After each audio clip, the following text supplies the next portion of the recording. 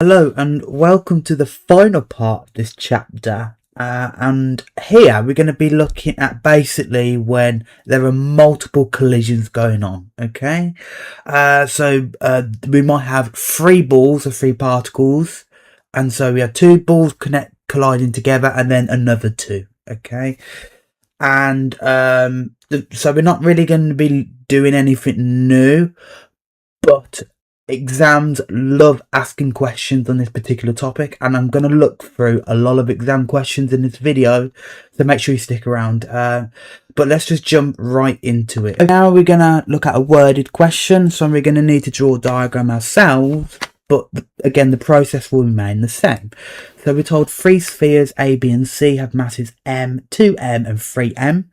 The spheres move along the same straight line, horizontal plane, with A following B, which is following C. Initially, the speeds of A, B and C are 7, 3 and 1 in the direction A, B, C. Sphere A collides with sphere B, and then sphere B collides with sphere C. The coefficient restitution is a half, and the coefficient restitution between A and B is a half, and the restitution between B and C is a quarter. Find the velocities of all three spheres after the second collision.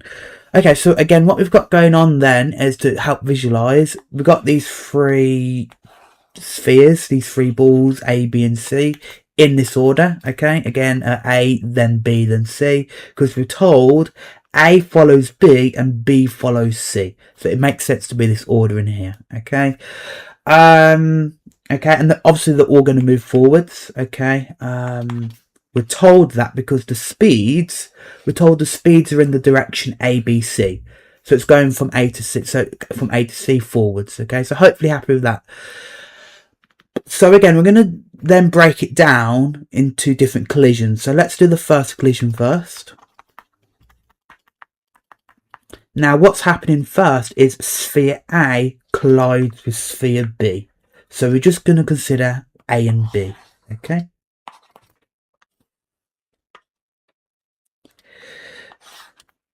And so A has mass m and B has mass 2m. There we are. And then as I said, before the collision, they're all moving forwards. Okay, and for A the speed is 7, and for B the speed is 3. So there we are. Hopefully happy with that. Okay, then what about afterwards? Well, we know for definite B has to then continue moving forward, right? Because A is gonna push B forwards, if you think about the directions going on here. And generally, like I said, a rule of thumb, the velocity of the second particle afterwards is always going to move forwards anyway, just as a rule of thumb, pretty much all the time. But it makes sense here because A is going to ping into B, which will push B even further forwards. Anyway, I'm going to call that speed V2, and A, let's just say, rebounds back of speed V1. Let's just say that, okay? I don't know exactly what's happening with A, but those are my speeds there, okay? Hopefully you're happy with this. Then we just apply the normal method. Also, I know that E is a half between A and B, so E is a half here. So let's just stick to our method then. So, firstly, momentum.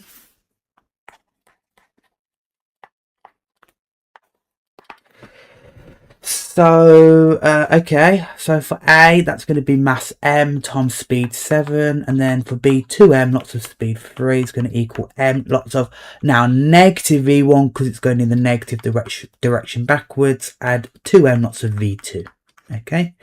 So we could simplify this to 7m, add 6m is minus mv1, add 2mv2. Then we can get rid of the m's, divide by m,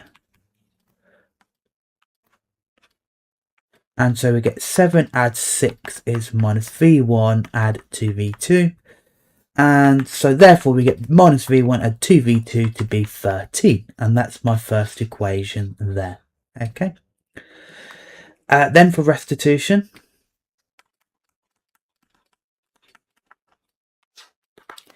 Well, E again, V2 take away V1 over U1 take away U2. So V2 is here and V1's obviously there.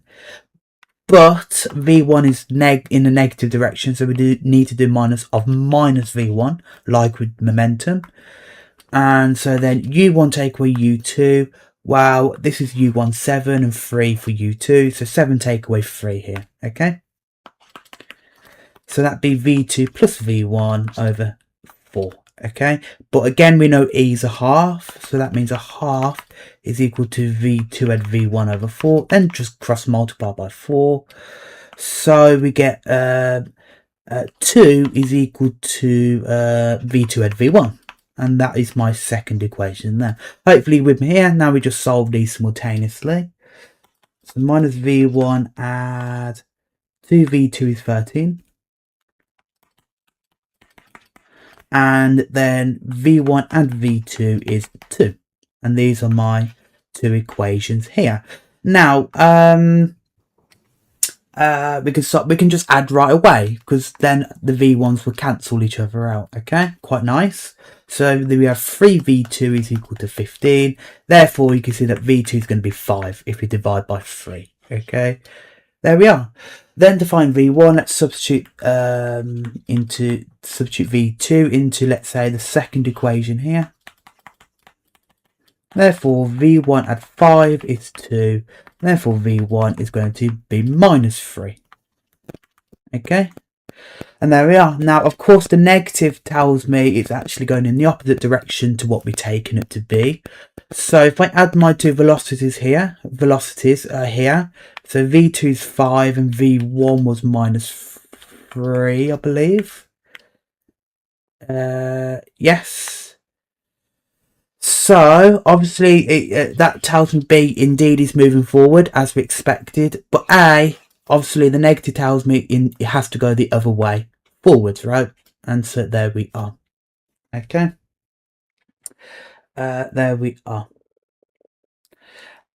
And that's my first collision, right? Now we need to consider the next collision. So the next collision is going to be between B and C. So now let's draw B and C.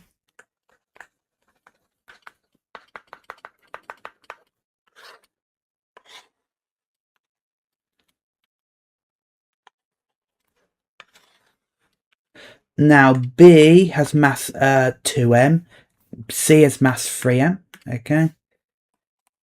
Now, what about the speeds before? Well, as we discussed, B, after the first collision, ends up with speed 5, forwards. So it's going to continue with that speed here, okay? And then C, well, as it said at the start, C is moving forwards with speed 1, okay? Okay, so C is moving forward with speed 1.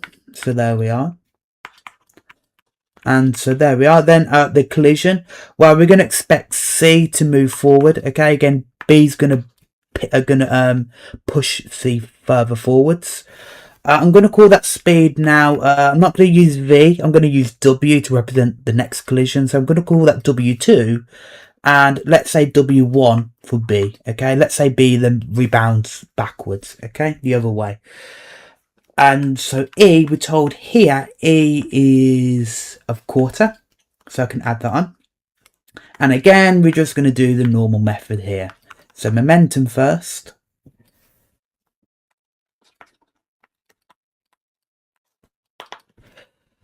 So that's going to be, for B, 2m, lots of the initial speed 5. And then for C, 3m, add 1 is going to equal 2m. And that would be minus W1 here. Add 3m lots of W2. Okay. And so simplifying this, we get 10m, add 3m is minus 2m W1. Add 3mw2, then we just divide through by the m. So we get 10 add 3 is equal to minus 2w1 add 3w2.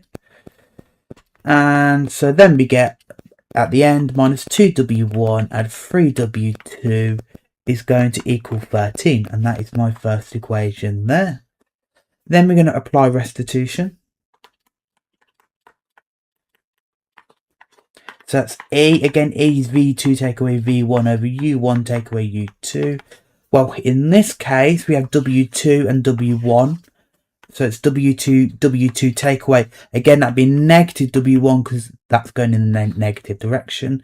Then U1 is 5, U2 is 1. So 5 take away 1. So that'll go to W2 add W1 over 4. And again, E equals a quarter, okay? So a quarter equals W2 plus W1 over 4. Then we can cross multiply quite nicely to say W2 and W1 is just 1, okay?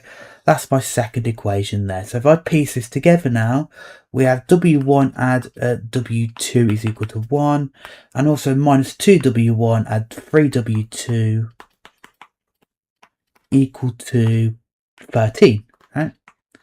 And these are my two equations here. I'm going to call them 3 and 4. Okay. And so then I solve these in any way you like. I'm going to double the third equation. So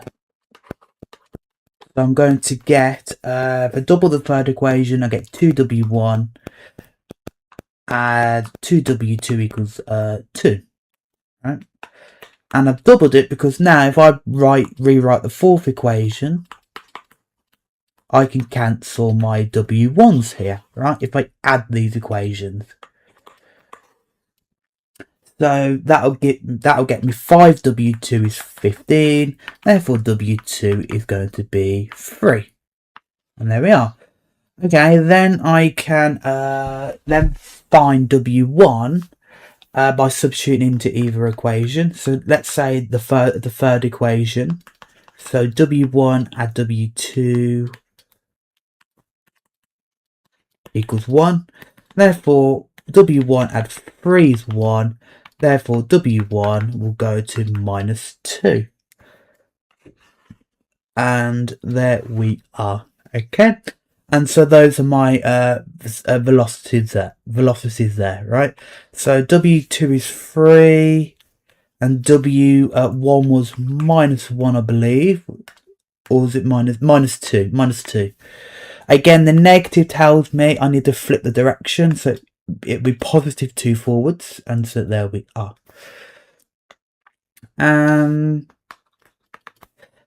Okay, so then lastly it says, I believe it said to find the velocities of all 3 spheres after the second collision.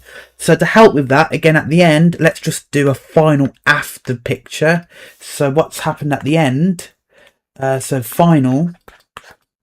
So again, we've got these 3 spheres, A, B, and C. Now at the end, what are their velocities? What are their speeds? Well, A, firstly, well, after the first collision, A had speed 3 forwards, right? So that's where it's going to end up with at the end. So there we are.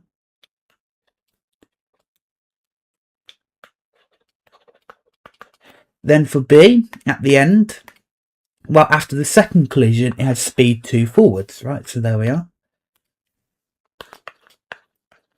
And for C, it has speed 3 forwards, right?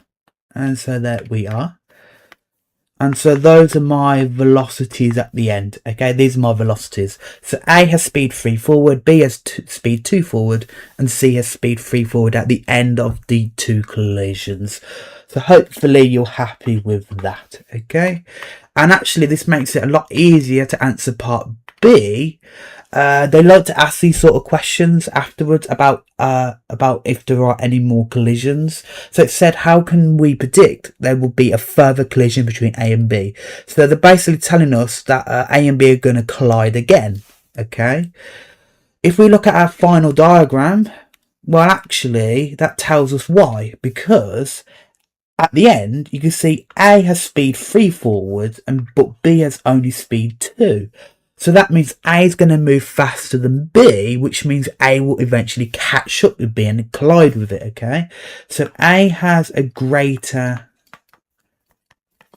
final speed than b, because I guess if you want to say 3 is greater than 2, okay? And so since also a and b are moving in the same direction,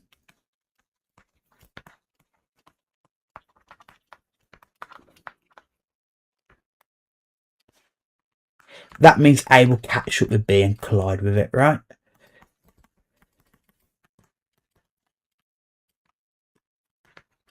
And there we are. So yeah, so drawing a final diagram can really help to see what would happen if we were to continue this on, okay? So there we are. Okay, now we're going to be doing the same thing, but now we're going to be throwing some algebra into the mix. But the main idea is we're going to still do the same thing, okay? So let's not be put off by these questions. Okay, so we need to find the coefficient restitution here. Okay, so actually this one's kind of standard. There's only a standard collision between two balls going on here. So we have A and B, okay? And so A has mass 3m, B has mass 2m. And we're told they're moving towards each other in opposite directions, which then means A has to move to B and then B moves to A like this, okay? And so I'm told they both have speed 2u, okay, both of them, so 2u and 2u here. Then I'm told as a result of the collision, the direction of motion of B is reversed. So B starting moving backwards, it's then going to flip the other way forwards, okay? And the speed is unchanged, so it's going to be 2u here as well, okay? Then as for A, again, we could take it really wherever we want. I guess let's say A's here. Okay, I'm going to call that V. And so we need to find E. So let's consider momentum first. So so that's going to be for A. Well, it's going to be 3m, lots of the initial speed of A, which is 2u. And then 2m, and then it'd be minus 2u because that's going backwards in the negative direction. That's going to equal 3m, lots of minus v, again that's negative direction, and 2m, lots of 2u, okay? Hopefully happy with that. And then we can simplify it, and I think we can solve for v here actually. So we have 6mu minus 4mu is minus 3mv, add 4mu. Then we can divide by m to make it nicer. So we end up with 6u minus 4u is equal to minus 3v, add 4u. And so then get all the u's on one side. So we just have 3v is going to be minus 6u, add 4u, add 4u. Okay, hopefully happy with that rearranging. And so we've tidied that up to get 2u. Therefore, v is 2/3 of u. And there we are. That is my speed for A here. Okay, 2/3 u. Okay, but it wants me to find E. So let's now consider restitution with this in mind, right?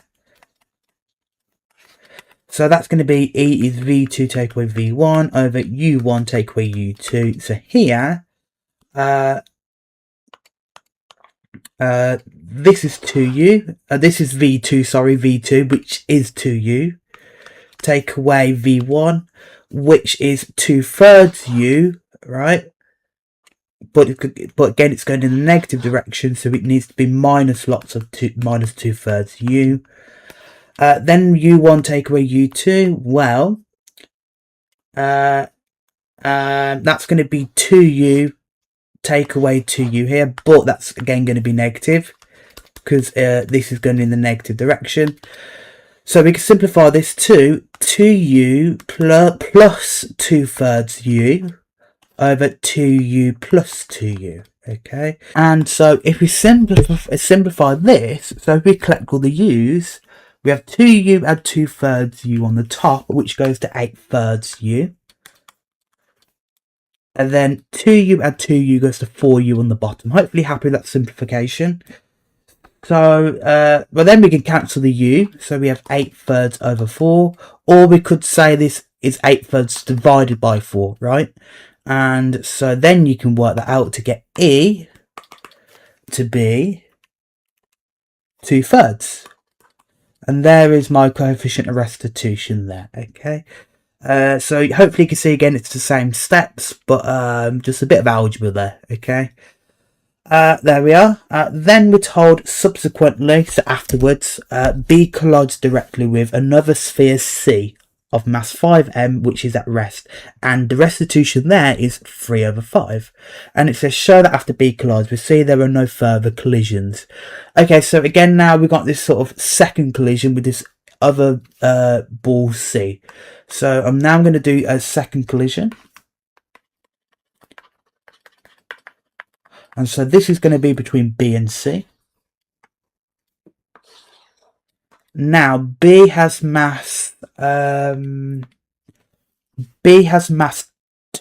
and C has mass 5m. So let's add that on. Then as for speed, well, B, as we saw in part A, B leaves with 2u speed forwards. So that's going to be my speed here before. Then as for C, now we're told it's at rest. We're told that C is at rest, okay? So that's going to start with 0 speed for C, okay? Okay, then, what about afterwards? What about afterwards? Well, obviously C is going to have to move forward because it's at rest, and B is going to push C forwards, right? And so then B, again, I don't know what's going to happen with B. Let's just say it moves backwards, it rebounds. So I'm going to call this W1 and W2 now. Okay, and so there we are. Hopefully happy with this. And E, by the way, is now 3/5. Okay, and so now we can just apply our usual methods. So firstly, momentum.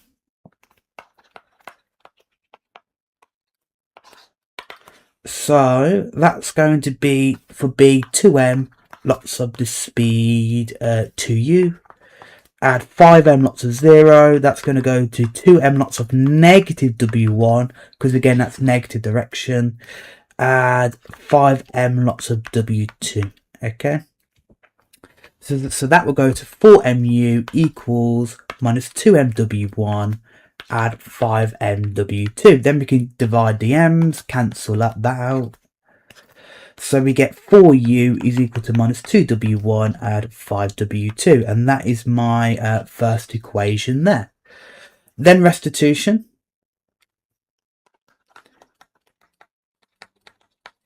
So E is V2 take away V1 over U1 take away U2.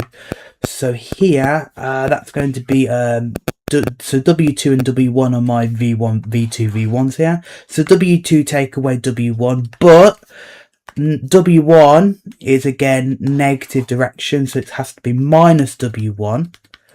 And then U1 take away U2, that's going to be 2U take away 0, right? And so there we are.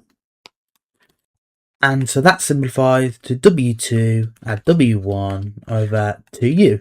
But then, of course, we know that E is 3/5 here. So we're going to do 3/5 is equal to this.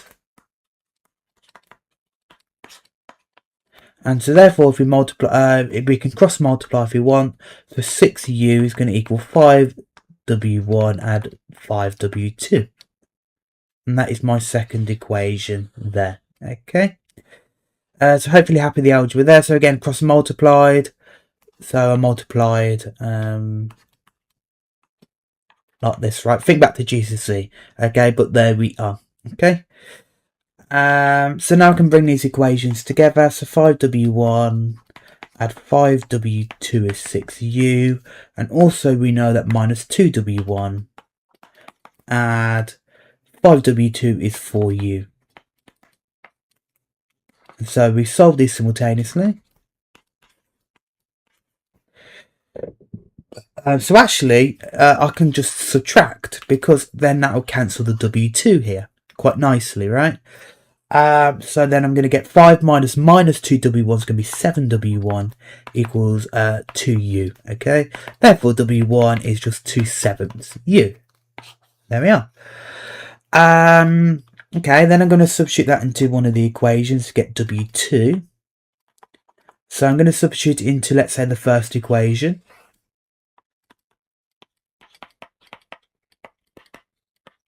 So that means then that 5 lots of W1, so 5 lots of 2/7 U, add 5W2 is 6U, which means we get 10 over 7U, add 5W2 is 6U. Therefore, we can subtract the U, so we can only have 5W2 on its own to be 6U take away 10/7 U.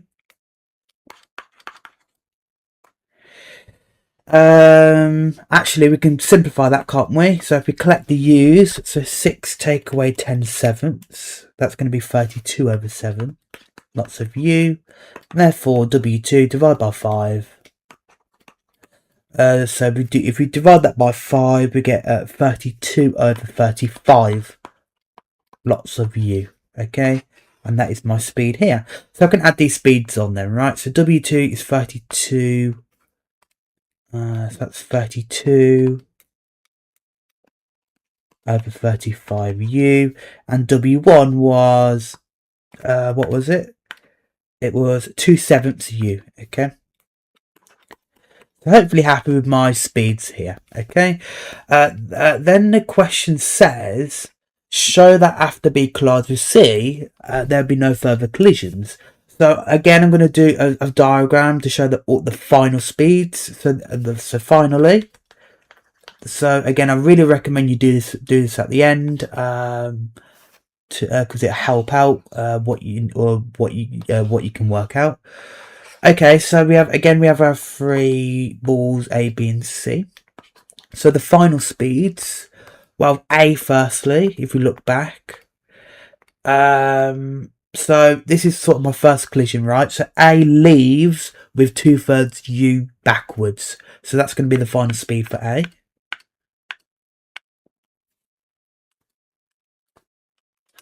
Then for B, it's going to be 2/7 U backwards at the end, okay? And for C, it then ends up moving forward by 32 over 35 lots of U, okay? And those are all my final speeds, so hopefully happy with that. Okay, so then is there going to be any more collisions? Well, obviously we can see from the directions that C is the only one moving forward at the end. So C can't collide with A or B because C is moving away apart from the others. So let's just look at A and B. So A is moving backwards with 2/3 U. B is moving backwards with 2/7 U. Are they going to collide? Well, if we just compare the speeds, we can see that for A, we can see that actually the speed of A is bigger than the speed of B because 2/3 is bigger than 2/7, right? Again, if you're really struggling, I know the fractions, it might be hard to see what they are. Convert it to a decimal if it helps. And you can see that 2/3 is 0.66, blah, blah, blah. That's going to be greater than 2/7, which is 0.28, blah, blah, blah. Clearly, then, we can see that A has the bigger speed than B. Okay. So I'm going to say that A has a bigger speed than B. And so why is that important? Because that's saying A is moving further away from B. So B can't catch up with A because A is moving faster. So that means B cannot catch up with A. Therefore, they won't collide.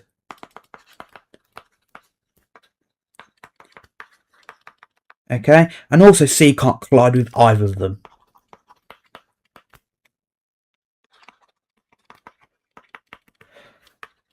because it's moving away from the others.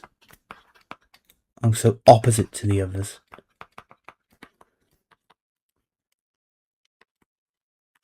Therefore, there can't be any more collisions. So therefore, no more collisions. Okay. And there we are. So again, that's why I really recommend you do a diagram to show the final speeds, because it helps you clearly see what's going to happen at the very end. Okay. So there we are. Okay, then we got this question here. So here we're told 3 identical spheres A, B and C of equal mass move along the same straight line on a horizontal plane. A and B are moving opposite directions towards each other with speeds 4u and 2u. C is moving in the same direction as A with speed 3u. And we're told if the coefficient restitution between any two spheres is E, show that B will only collide with C if E is greater than 2/3. Okay, so again, I have no idea how to get to that, right, as it stands. So I'm just going to do the normal method, right? So I'm just going to draw my diagrams, use momentum, use restitution, and hopefully at the end, when I get my speeds, I can work out what the question wants me to do, okay? Okay, so again, I've got these 3 spheres. Now, for the first collision, well, actually, you probably guess it's going to be A and B first, but they're not explicitly told us here. So let me just draw my sort of initial diagram, okay? So I'm going to draw my initial speeds and see what's going to happen, okay? So again, I have A, B and C like this.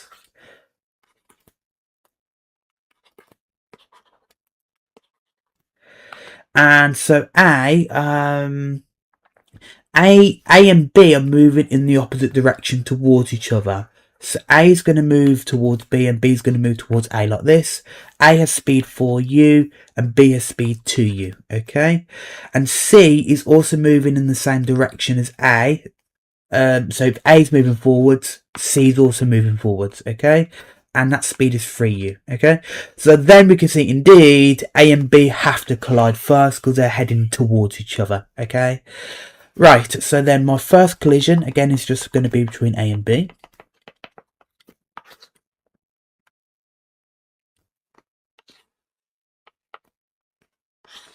So the masses, now I'm told the mass is M for all of them, actually. All have equal mass M. And then my speed, well, my initial speeds are 4u and 2u, okay? There we are. Like this, okay? So hopefully happy with that. Then finally, well, I'm not told where they move afterwards, but we might guess, again, I'm going to take B, the second particle here, to move forwards afterwards. Again, you pretty much always want to assume that the second particle will move forwards afterwards. So I'm going to call that V2, and then A, let's say, moves backwards, V1. Okay, let's say. Now, I'm not told what E is. I'm just told it's E. Okay, so great. Okay, so firstly, I'm going to use momentum. So that's going to tell me that M lots of 4u for A and M lots of minus 2u for B, because again, this 2u is going backwards. That's going to equal M lots of minus V1, again, that's also going backwards, and M lots of V2. So that's going to be 4mu minus 2mu is going to be minus mv1 and mv2. Then I can cancel the m's. So 4u minus 2u is going to be minus v1 and v2. Therefore, we can deduce that minus v1 and v2 has to be 2u. Okay, and that is my first equation. Then, restitution. So E is V2 take away V1 over U1 take away U2. So here, we have V2 and V1 here. So V2 take away, and that'd be minus V1 because the V1's going negative direction. Then U1 take away U2. So that's going to be 4U, and take away the 2U. But the 2u again is negative direction, so minus 2u as well. So that simplifies to v2 add v1 over 4u add 2u. So therefore we can say that E is v2 add v1 over 6u. Okay, so we cross multiply that to get 6eu is v2 add v1, and that's my second equation there. Okay, again, a lot of letters here. but we want to solve for the speeds v1, v2. Okay, so we have these simultaneous equations. Oh no, 2u, not 24, 2u. And then we have v1 and v2 is 6eu. Okay, so now we solve them. So I can actually just add them, because then that will cancel the v1s. So I have 2v2 is 2u add 6eu. Therefore v2 is going to be a half of that, right? A half of 2u add 6eu. So actually then I can simplify to u to get u add 3eu. If I expand the bracket, then I can actually factor u out. So u lots of 1 plus 3e. And there we are. That's my expression for v2 there. Hopefully happy with this. Then I want to find v1. So I'm going to sub v2 into any equation. So let's substitute it into the first one here. So minus v1 add v2 is 2u. So that will get me minus v1 add u at v2, which is u of 1 plus 3e. That's going to equal 2u. If I expand this out then, I'm minus v1 add u add 3eu equal to 2u. Then if I move everything to one side, I have minus v1 on its own to be 2u, take away u, take away 3eu. If I then clean this up, I get u minus 3eu. And then lastly, I can just flip the negatives to get v1 to be 3eu minus u. And then I can factor u out as well. Okay, so 3e minus 1 there. Okay, and that is my expression for v1. Okay, so I can add that onto my diagram then. So v2 it was u lots of 1 plus 3e, I believe, and then v1 was u lots of 3e minus 1. Okay, so those are my speeds, those are my velocities afterwards. Okay, so that's the first collision done. No, actually, that's really it, because now it wants me to show that B will only collide with C if E is greater than 2/3. Okay, so we don't need to consider we don't need to do another collision. It's only asking us to consider if there will be another collision. Okay, so now I'm going to do an after diagram. Okay, to consider what would happen next. So I'm just going to show my speeds at the end. So again, I have A, B, and C. Although I only really need to consider B and C, but I'll do A, B, and C. Right. Now, at the end, A is moving backwards with speed u of 3e minus 1. B is moving forwards, I believe, with speed u of 1 plus 3e, so u of 1 plus 3e. And C, well, if we look at our initial diagram, C is moving with speed 3u, okay, moving forward 3u. Okay, so then the question said, show that B and C only collide when E was greater than 2/3. Okay, so when would B and C collide? Obviously, they're both moving forward, so they could collide with one another. But in order for that to happen, B has to catch up to C, which means that the speed of B must be bigger than the speed of C. So B must catch up with C to collide with it, which means that the speed of B must be bigger than the speed of C. Okay, and so then we just sub in our values in. So the speed of B is u lots of 1 plus 3e, and so we have to put that greater than 3u. Okay, hopefully happy with this. Then we just solve this inequality, and so what we can do first is divide by u, and so we get 1 plus 3e is greater than 3. Now we don't need to worry about the negative of the inequality, because u is positive. So I'm going to say u is positive And that's going to be because u is a speed, okay? It's a speed quantity because the question references here. It references u as a speed. So it says speed for u. So u has to be a speed there, okay? Remember, speed is a positive quantity, okay? So we can divide by u. We can divide by u with ease. So there we are. No stress. Then we can just quite nicely solve for e here. So take away 1, we get 2. Therefore, e has to be greater than 2/3, which is what the question wanted me to show. And there we are. So indeed, B and C collide only if e is greater than 2/3. Hopefully happy with that. Okay, then for part B, it says find the direction of motion of A after the collision if e is greater than 2/3. Okay, so what that's saying is, what's the direction of A? Is it going to move backwards or forwards? Okay.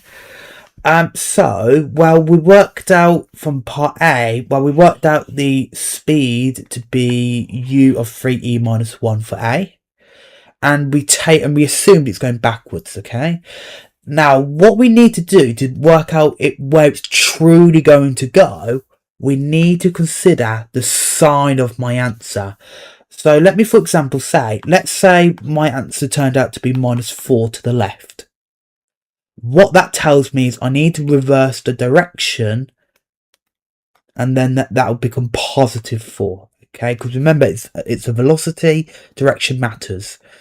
And so that will tell me that my true direction would be forwards. Okay, so I need to study whether my speed is actually positive or negative.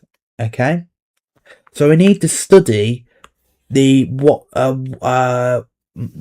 if my speed here is positive or negative. So I'm going to consider the final speed of A, which was v1, which was this expression here. We worked it out to be u of 3e minus 1. So what is that? So how are we going to consider the sign? Well, we need to consider if e is greater than 2/3. And so if e is greater than 2/3, well then, if we study my expression for v1, so if we start from e, then we can say that 3 lots of e, if we triple the inequality, is going to be greater than 6/3, right? Which simplifies to 2. Okay, so I times the inequality by 3. So if e is greater than 2/3, then 3e is greater than 2. Then I can subtract 1 to both sides, and then it'd be greater than 1. And therefore I can lastly multiply by u, and that would be greater than u. Okay. And actually then this is v1, right? This is v1. So therefore v1 is greater than u, okay? And actually, we know that u is positive, okay? U must be positive because it's a speed quantity, okay? It's a speed. It says it in the question.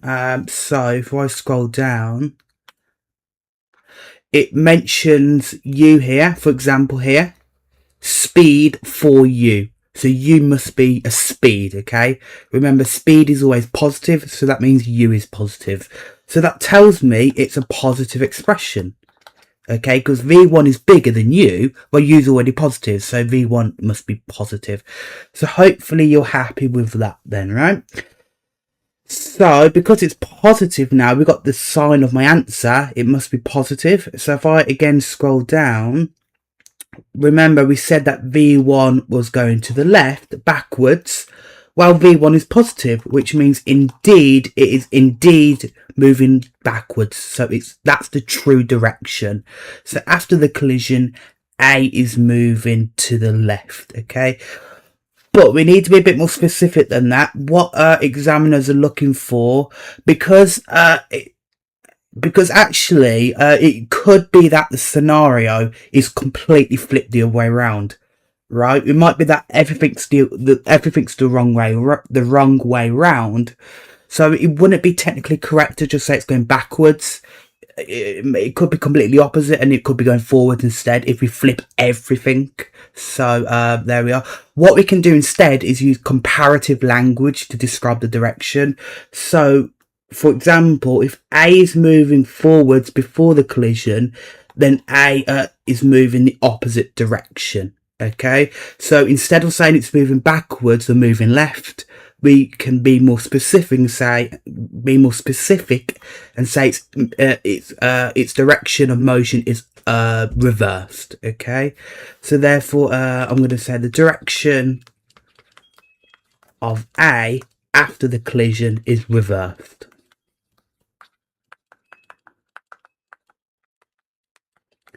And there we are. So that is my that's my statement for the direction of motion of A. There. We've got some exam questions. So essentially, with all that waffle there, it's essentially we need to consider the collision between P and Q. Okay.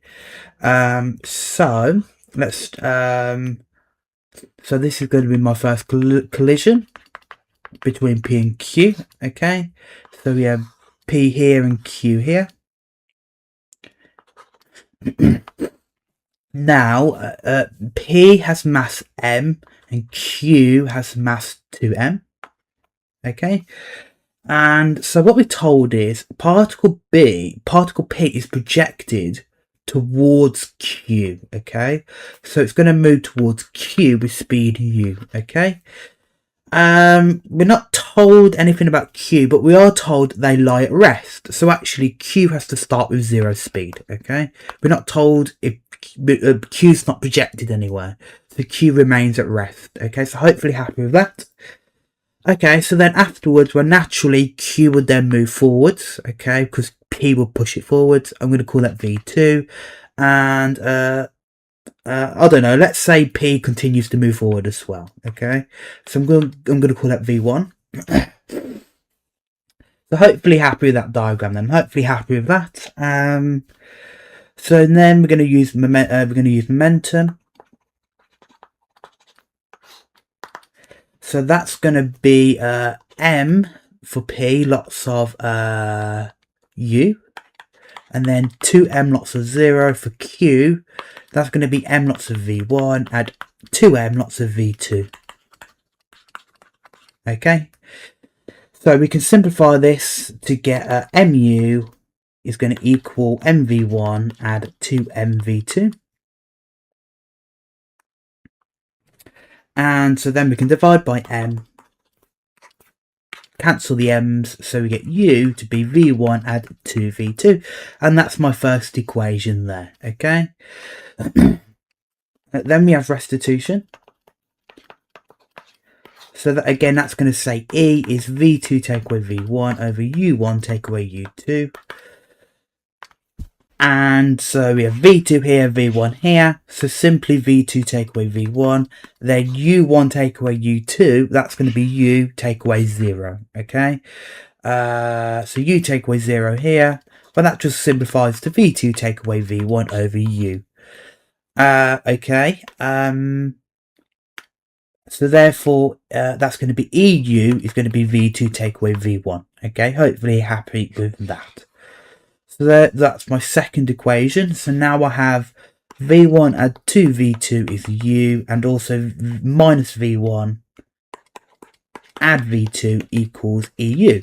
And so these are my equations. So actually I can easily just add them, because that will get rid of V1. So I have 3 lots of V2 is going to be U add EU. So therefore I can just divide by 3 to get V2 to be a third of U plus EU. Then I can also factor a U out. So finally V2 is going to be a third U of 1 plus E. And that is my answer for V2. And actually I think that's what it wanted me to show. Yes, that this is my speed Q. Okay, so that's my speed Q here, V2. Indeed, it's a third of U of 1 plus e. Okay, that's exactly the same answer they wanted me to get. Okay, cool. Obviously, we're going to need to find v1 then, most likely. Okay, so let's continue with that. So if we then substitute v2 into one of the equations, let's say I substitute it into the first one. Here, the first one. So v1 add 2v2 is a u. Therefore, v1 is going to be u. V1 add 2 lots of a third u of e plus 1. That's going to be u. We can expand that to get 2/3 u of e plus 1 equals u. Then we just get v1 to be u take away 2/3 u of e plus 1. Let's expand it. So v1 is going to be u take away 2/3 eu take away 2/3 u. Okay, hopefully happy with this, hopefully happy up to here. Okay, then I can collect like terms. So I have a u here take away 2/3 u. That's just going to get a third u take away 2/3 eu. And lastly, I can factor a third u out. So v1 is going to be a third u of 1 minus 2e. Okay, hopefully happy with that factorization there. Okay, and that's my expression for v1. I'm probably going to need that regardless what the question says. Now let's have a look at what they want me to work out. So it says in part B, we're told that e is now greater than a half. Okay, and so it wants me to determine whether there's a collision between Q and R now. Okay, now again, a really good strategy is at this point, let's consider all the speeds at the end here. Okay, so let me so we're going to do an after or final. Okay, so what are my final speeds at this point? So again, we have P, Q and R. Now, the final speeds of P and Q, well, they're V1 and V2, right? Okay, hopefully you can see that after the collision. So, well, V1, as we worked out, just was a third u of 1 minus 2e, and then Q was V2, which was a third u e plus 1. So again, they're both moving forwards right at the end there. So hopefully happy with that. So these are my final speeds P and Q after the collision. Hopefully happy with that. Okay. Now, as for R wasn't involved in the collision, right? R's still where it is. So R hasn't really gone anywhere. So what we're told is R is projected with speed a half u away from Q. So that's going to be the speed of R here, okay?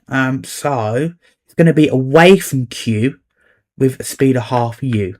So away from Q is going to look like this. So it's also going to move forward away from Q with speed of half u. Okay, so hopefully you're happy with this. So this is my diagram of the speeds at the end here after the collision. Hopefully you're happy with that. So this will now allow me to easily see whether there's going to be a collision. So the question says, is there going to be a collision between Q and R here?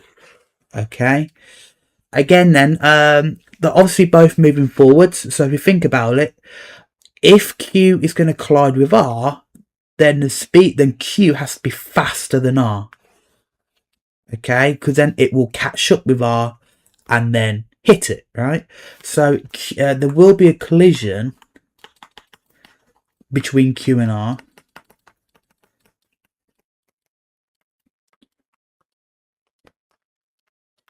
If the speed of Q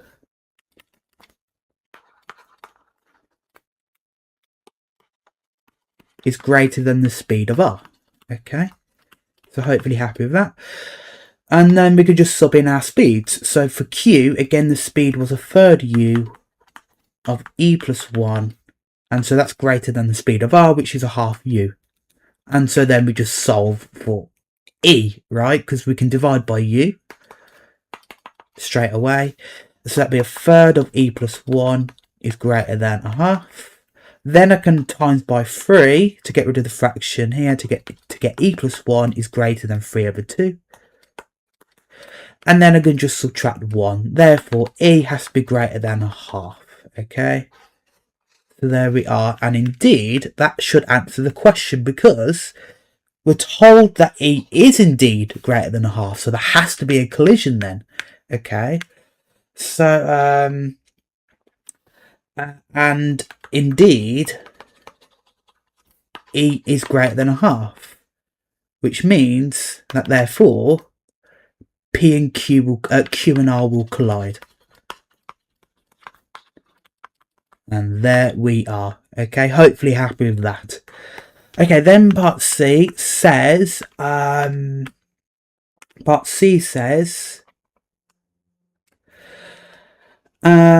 determine the direction of motion of P after the collision between P and Q. So it's talking about the direction of motion here. Okay, so the speed afterwards, v1. Now again, that means we need to consider the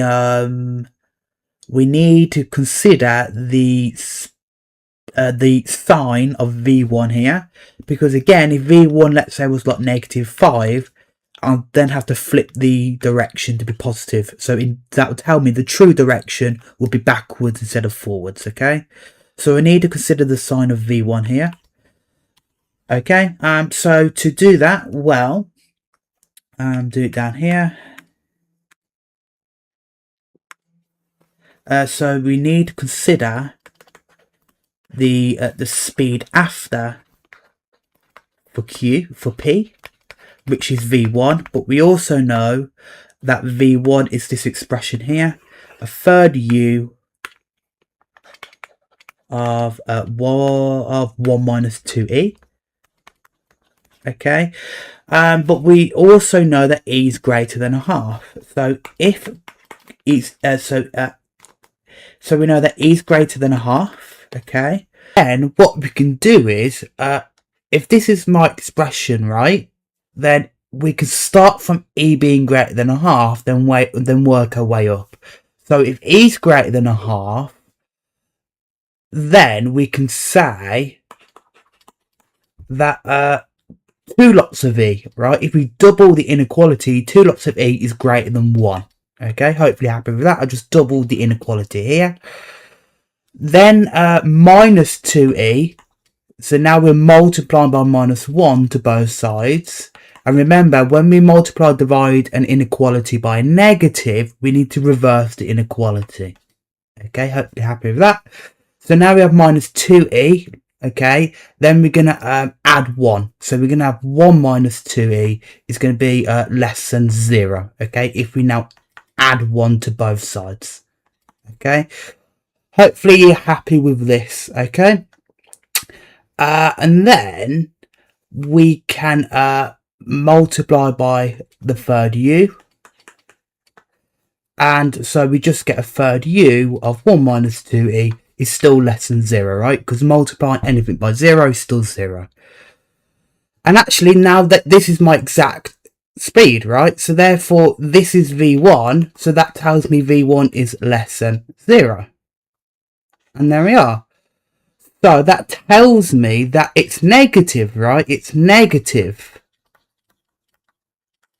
And so we have v1 is negative. So v1 here. Now, because it's a negative answer, that means we need to reverse and flip the direction. So if we're saying it's going forward, it's actually going to go backwards, okay? And so then it will become a positive answer. So there we are. So it's actually moving backwards here, okay? Now, in terms of the mark scheme, they actually won't allow you to say moving backwards. They want it to be a bit more specific than that. What we could say is, you could either say that P is moving in the opposite direction to Q. That would be fine because we see Q is going forwards. So P is going in the opposite way to Q. You can say that. So what we can say is that the direction of P is moving opposite to the direction of Q. And you'll pick up the mark for that. There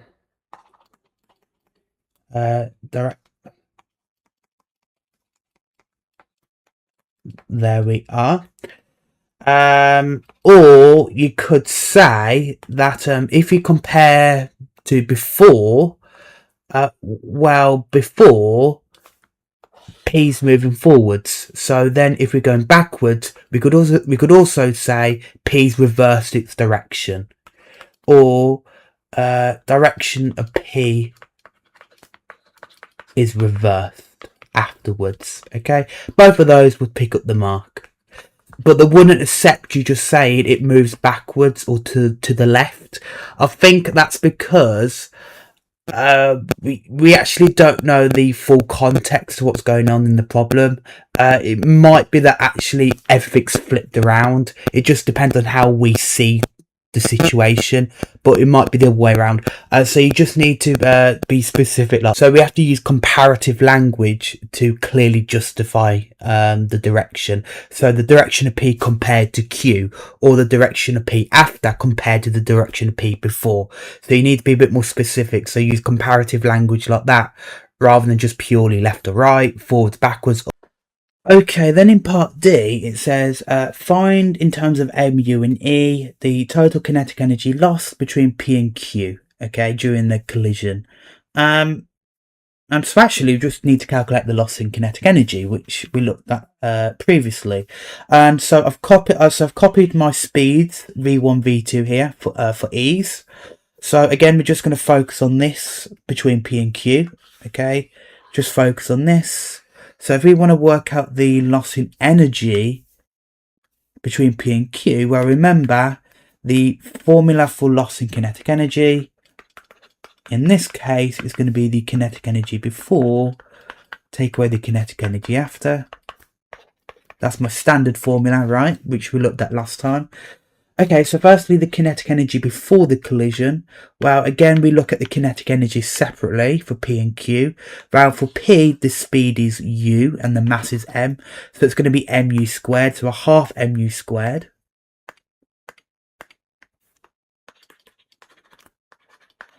And then for Q, it's going to be half times the mass. Now, the mass is 2m, but the speed is 0. So it will just go to 0, right? So 2m times 0 squared. Then we're going to take away the kinetic energy afterwards. I'm probably going to need to have more space here. So for P, the speed afterwards is a third u of 1 minus 2e, okay?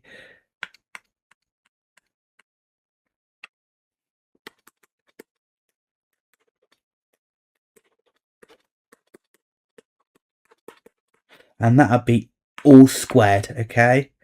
Then we're going to add a half times the mass of Q of 2m, and the speed of Q afterwards is a third u of e plus 1, okay? So that'll have to be all squared as well.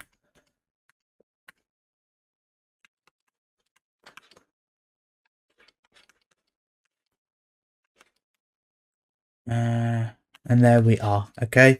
So hopefully happy with that. So really we just need to simplify this expression now. So that'll be half mu squared.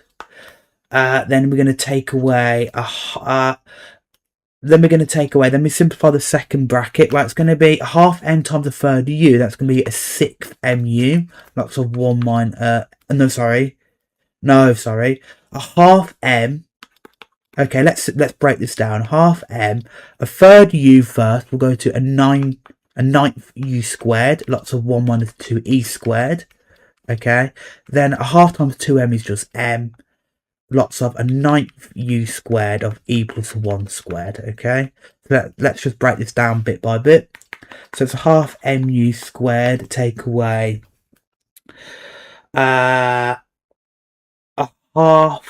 take away, then it's going to be 1 over 18, lots of mu squared, lots of 1 minus 2e squared, plus a ninth mu squared of e plus 1 squared, okay? Then let's just now expand this big bracket here. So half mu squared minus an 18th mu squared of 1 minus 2e squared minus a 9th mu squared of e plus 1 squared. Then we can factor mu squared out because that's a common term. So that would be a half minus an 18th lots of 1 minus 2e all squared minus a 9th lots of e plus 1 squared. Okay, then I can probably factor the fraction out, so I can factor an 18th out. Okay, now so how do I factor the half? So if I'm going to pull 1 over 18 out of a half, I'm going to need to do a half divided by an 18th. And so I get 9. So this should be 9 here. So then 9 times an 8. So 9 times 1 over 18 would get me a half. So that's right. Then that's going to be minus 1 minus 2e squared. And then then I'm going to pull a 9th out. Well, I'm going to pull an 18th out of 1/9. So that's going to be minus 2, okay? Again, confirm your answer, because if you were to then expand it, 2 times 1 over 18 would indeed be a 9th, okay? Okay, make sure you're happy with this factorization here, okay? So it's then going to be minus 2 lots of e plus 1 squared. Okay, and by the way, if you're struggling to find how to factor out numbers here. So for example, how I factored out an 18th out of a half to get 9 here. If you're struggling to see how to do that, well, all I did was did a half divide by 1 over 18. That tells me the number I need to put in there, which is 9. Okay. Alternatively, you can kind of see it like an equation. You could say that I have to have some number x in there. So if I were to expand it to then get 1 over 18 lots of x times x, that has to get me my original value of a half. Then if you solve this equation, if you will, you should get x to be 9. Okay. And so there we are. So those are the ways you can find what to factor out in this way there. Okay, so then we need to expand these brackets. So firstly, let's expand 1 minus 2e all squared. I'm going to do it to the side somewhere just to break it down. So it's going to be 4e squared, then minus 4 lots of e plus 1. Hopefully happy with that.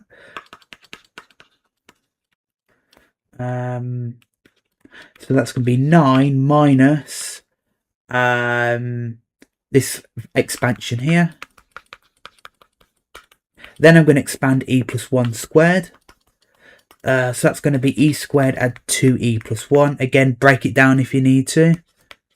But that should be the expansion there. Okay.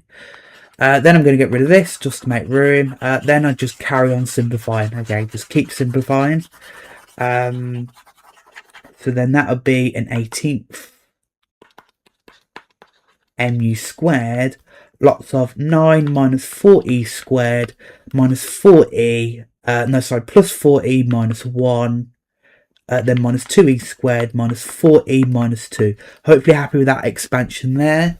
Then I can tidy this up and I'll get a quadratic in e. So that will be, well, I would then get minus 6e squared. And then the 4e's will cancel.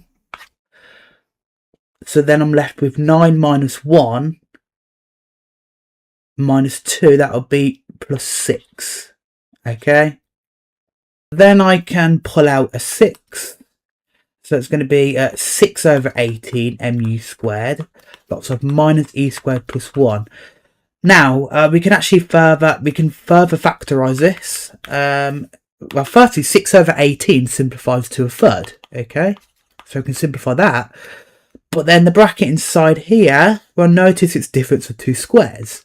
Minus e squared plus 1 Or if I rewrote that to 1 minus e squared, hopefully you can see that will factorise to 1 minus e, 1 plus e. Okay, so there we are. And that is simplified fully there. Okay, so again, it's just your algebra there. Okay, so that is my final fully simplified expression for my loss in kinetic energy there. Okay, then lastly, it says, explain how using E equals 1 could be used to check my answer to part D. So again, part D is saying the loss in kinetic energy. So how could we use E equals 1 here? Okay, okay, so if E equals 1, and we're talking about loss in kinetic energy, well, if E equals 1, there should be no loss in kinetic energy. So there would be no loss in kinetic energy. That is because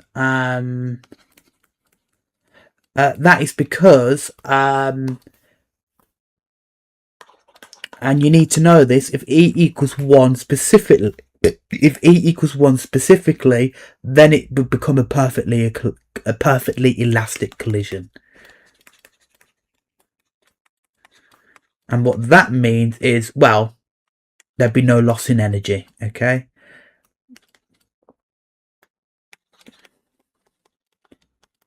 Okay, so it's something you just need to be aware of. Okay, there we are. And so essentially what we could do then to check my answer is, if I expect no loss in kinetic energy, if I substitute E equals 1 into here, then I would should get 0, okay, because there'd be no loss. So I'm going to say, if we substitute E equals 1 into a third mu squared of 1 minus E, 1 plus E, we should get 0.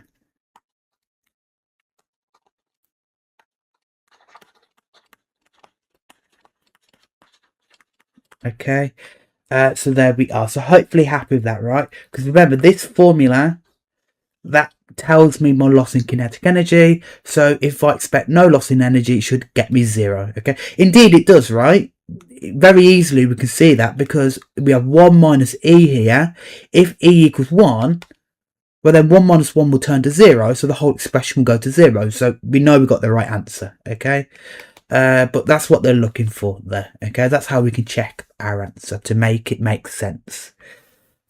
Got this question here. So here we're told two particles A and B have masses 3m and 4m respectively.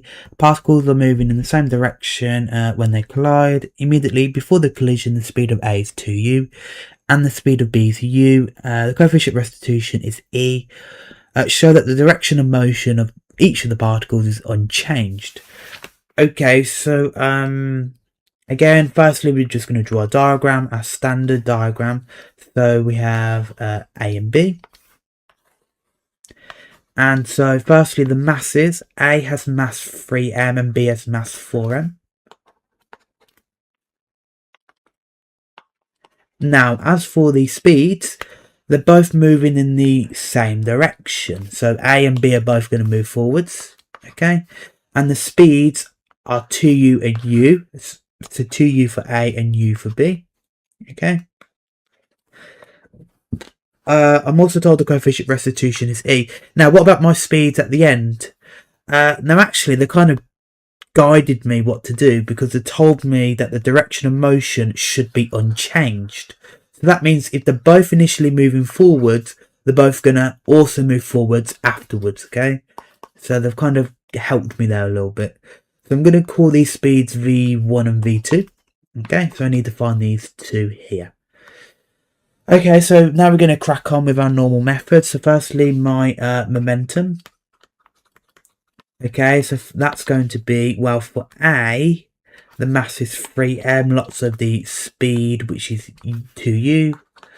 Then for B, it's 4m lots of u, it's going to equal 3m lots of v1, and then 4m lots of v2. So if we simplify this, we get 6mu add 4mu is 3mv1 add 4mv2. Then we can get rid of the m's. So we get 6u add 4u is 3v1 add 4v2. And so then we can simplify to get 3v1 add 4v2 is 10 lots of u. And there we are. Okay, then we apply restitution. So restitution again is going to be E is v2 take away v1 over u1 take away u2 in this case. That's going to be v2 take away v1 as it says here. And then u1 take away u2. Well, u1 is 2u and u2 is u. So it's going to be 2u take away u. Okay. Again, everything's in the forwards direction. Everything's positive, so no negation needed. So it's going to be that simplified to v2 take away v1 over u. Therefore, if we cross multiply, we get e lots of u is v2 take away v1. And hopefully you're happy with that. These are my two equations here. So we have 3v1 add 4v2 is 10u. And also minus v1 add v2 is eu. Okay, so I need to solve this for v1, v2. Well, actually, let's triple my second equation. So I'm going to get minus 3v1 add 3v2 is 3eu. Then if I rewrite the first equation,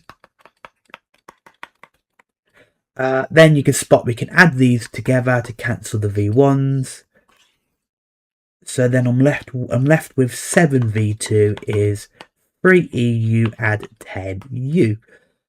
Then I can divide by 7 to get v2 to just be a seventh of 3eu plus 10u. And actually I can also I can factor a u out, and so therefore v2 is a seventh u lots of 3e plus 10. And that is my expression there. Okay, hopefully you're happy with that. Then I can find v1. So I'm going to sub v2 into one of the equations. Let's say I substitute it into the first, let's say the second one, okay? So minus v1 add v2 equals eu. I've already done that purely because there's no coefficient, so it should be a bit easier, but it doesn't really matter what you pick. Anyway, so then I can say minus v1 add v2, which is a seventh. Actually, I don't need the bracket. It's going to be a seventh u lots of 3e plus 10 is going to be eu.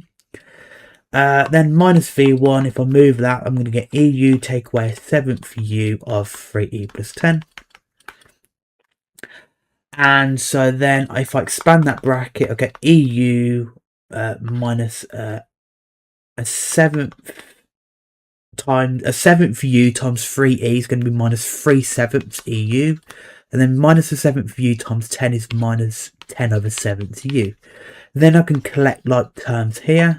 So minus v1 is going to be 1 lots of eu minus 3/7 lots of eu is going to be 4/7 lots of eu.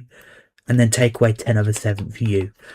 Hopefully happy with that. Then I can finally divide, I can flip the negatives to get v1 to just be 10 over 7th u take away 4 over 7th eu. And I can also factor 1 over 7th, lots of u out. So I get 10 take away 4e. And that is my expression there. Okay, so how am I going to use this then? So the question said, show that the direction of motion is unchanged after the collision. Okay, well, the thing is, we've taken the speeds to be forwards. I've taken the speeds to be unchanged. Okay, both of them continue moving forwards. But I need to show they do indeed move forward, and it's true. How am I going to do that? Well, again, the common technique we want to do is to consider the signs of my answers for v1 and v2. So are they positive or negative? Okay, why? Because let's say v1 is negative 3. Well, actually, that will tell me it will then reverse and then it'd be positive 3. So the true direction backwards. So what I need to show is actually, if both of them are indeed moving forward, like I said they are here, if indeed it's true they're moving forwards in this direction, both my values need to be positive. So V1 must be positive. And V2 must also be positive in order to preserve the direction. Okay. And that would show they do not change direction. So hopefully you're happy with that. So the mission is we need to show that both V1 and V2 are positive.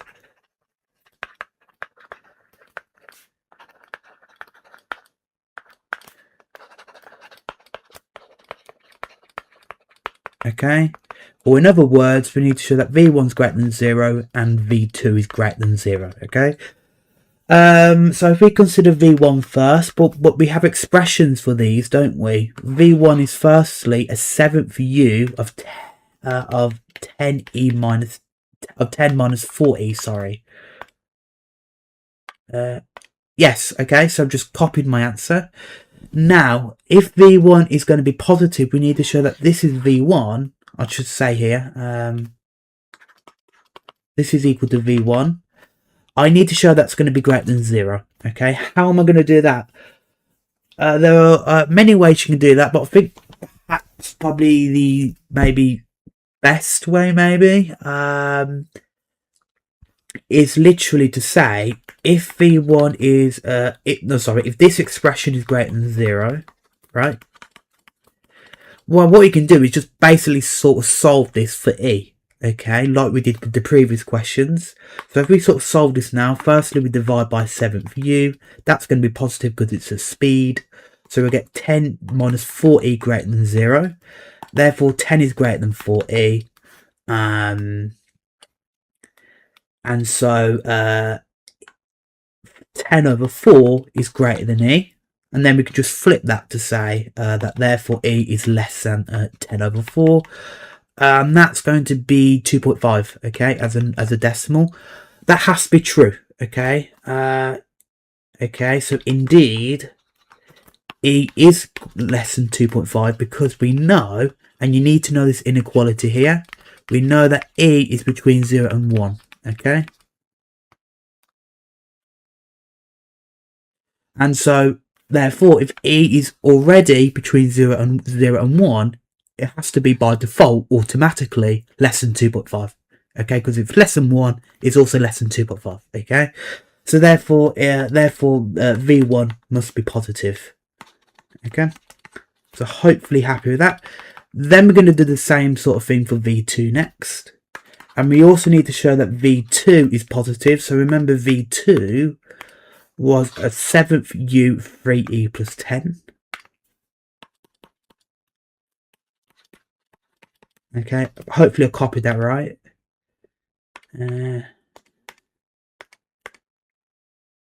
Yes, okay. So we need to show that this is greater than 0, and so if it was greater than 0, so if a 7th U 3e plus 10 is greater than 0, then again if we divide by 7th U, we're going to say 3e plus 10 is greater than 0, and so therefore solving for E, we get E to be greater than minus 10 over 3. That has to be true. That's saying E is greater than a negative number, which has to be true because E is positive by default. So I'm going to say that therefore indeed E is greater than minus 10 over 3 as E is automatically between 0 and 1. So that means if E is automatically greater than 0, it has to also be greater than minus 10 over 3, a negative number. So hopefully happy with that. Therefore, V2 has to be positive.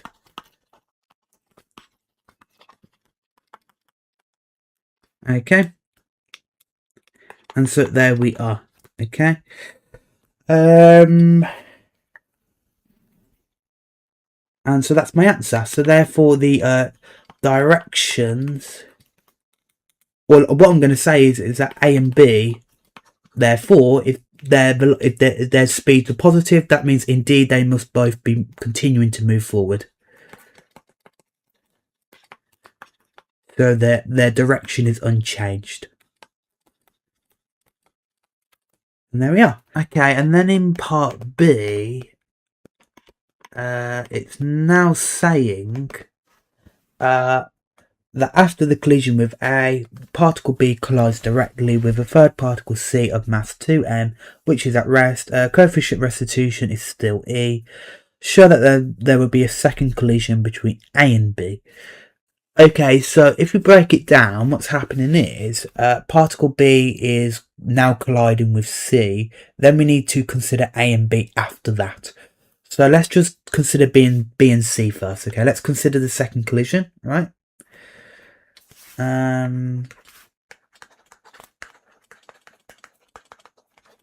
So now it's just between B and C.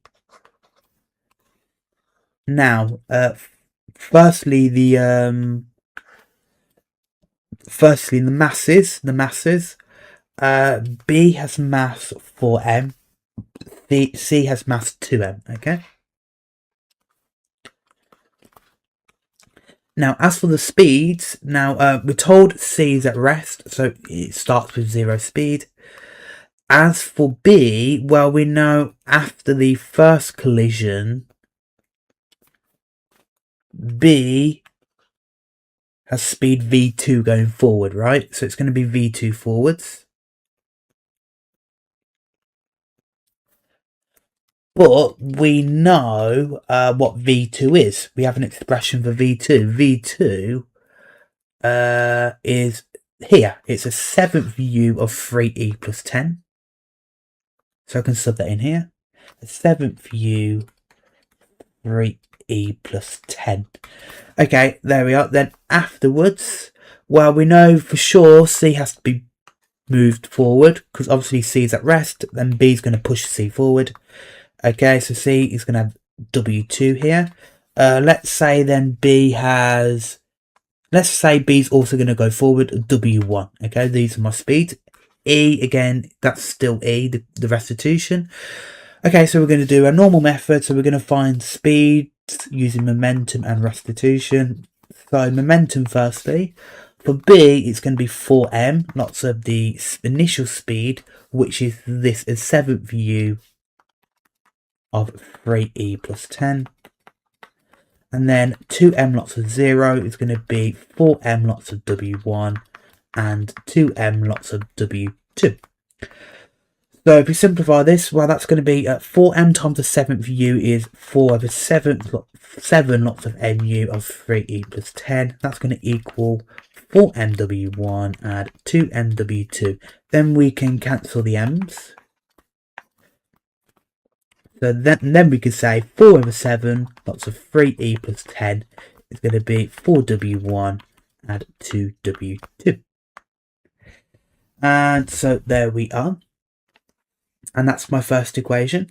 Again, it doesn't look nice. We've got this weird speed here with the E and stuff like that. But there we are. Then restitution. So that's going to be E. Again, the standard formula is V2 take away V1 over U1 take away U2. So here, well, W2 take away W1 at the top. And then U1 take away U2. Well, U1 is this expression, but C has 0 speed there. So it's just a 7th U of 3e plus 10. Okay, and so there we are.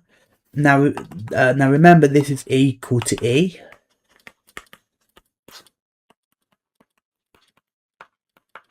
So we can cross multiply. So therefore we can say a seventh lots of EU, so multiply by E, is going to equal W2 take away W1, and that is my second equation. Okay. So now we've got these two equations. We have minus W1 and W2 is equal to a 7th EU of 3e plus 10. And also for momentum, 4W1 add 2W2 is going to equal 4 over 7 U. Oh, sorry, there should be a U here. 4 over 7 lots of U. Okay, forgot to include the U there. My apologies. So it's 4 over 7 U, lots of 3e plus 10. And there we are. Okay, so these are my two equations. Now, which one am I going to solve? Now, actually, I can be a bit particular here. I can be a bit choosy because I don't actually need to find both W1 and W2, because if I remind you, the question said that ultimately I need to show there's a second collision between A and B, so I only need to consider A and B at the end. I don't care about what happens to C. So actually, I don't care. I don't care about the speed at W2 for C. I only care about B. So I only care about finding W1. So I don't care about W2. So what I'm going to do is try and get rid of W2 to just get W1. To do that, I'm going to match the W2s. To do that, I can double the first equation. So that's going to be minus 2W1 add 2W2 is going to be 2 over 7 EU lots of 3E plus 10. And then if I rewrite the second equation, so I have 4W1 add 2W2 is 4 over 7 U lots of 3E plus 10. Then I can subtract them to get rid of W2. So minus 2W1 minus 4W1 is minus 6W1. That's going to equal 2 over 7 EU lots of 3E plus 10. Take away 4 over 7 U lots of 3E plus 10. And there we are. Again, it's not nice looking. What I can do, actually spot there's a common factor. I can pull out a factor of 2 over 7 U lots of 3E plus 10. Then I'm going to get E minus 2. Make sure you're happy with that factorization, okay? Because if I pull out 2 over 7 U of 3E plus 10, here I just get E. Okay, E there. Then if I pull out a factor of 2 over 7 U 3E plus 10, I'm left with minus 2 here. Okay, hopefully happy with the factorization. Again, the algebra, make sure you're good with the algebra. Again, if you're a bit shaky with that, you can just expand the brackets. Okay, and do it step by step, collect like terms, and eventually you should get this answer as well. Okay, but there we are. Then I can just lastly divide by minus 6. So 2 over 7 divided by minus 6 is minus 2 over 42. Lots of U of 3E plus 10, E minus 2. And actually, this simplifies to 1 over 21. So minus 1 over 21. Okay, and that is my final expression for W1. Okay. And so there we are. Okay, so you should get that answer, whether you factorize it or expand it, you should get something like that. Okay. Now, again, as the question said, I need to consider that whether there's going to be a second collision. Okay, I need to show there's going to be a second collision between A and B. So to do that, again, a good piece of advice. Again, I'm going to do a final. Okay, I'm going to do a diagram of the final speed after. Okay, so after all of this, what are my final speeds? Okay, so as a summary, we have A and B. So firstly, the final speed for A, as we saw in the first question, A ends up with speed V1 forwards, right? So that's the final speed for A at this point. So V1 forwards. Then for B, well, we took the final speed for B to be W1 forwards, right? So there we are. And there we are. So, okay, so the question was, show there's going to be a second collision between A and B. Well, in this case, you can see that they're both moving forward, right? So then, in order for there to be a collision, the speed of A has to be greater than the speed of B in order for A to catch up and then hit B, right? So if A and B collide,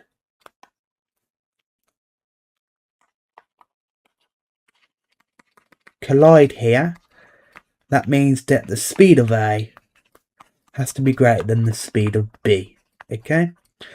Or in other words, that V1 has to be greater than W1. Okay, and so we pretty much just need to solve this now. Okay, by the way, you might pick up that that we know for sure from part A that A is moving forward, but we don't know for sure that B is moving forward, but that's fine. So B could either be moving forwards or backwards. In the case it's moving backwards, our job is already done, because if A is moving forward, they're going to move towards each other if they're in opposite directions. So if we just consider B also moving forward, we just need to solve this inequality here. Anyway, with that in mind, so remember V1, the expression was a 7th u of 10 minus 4e.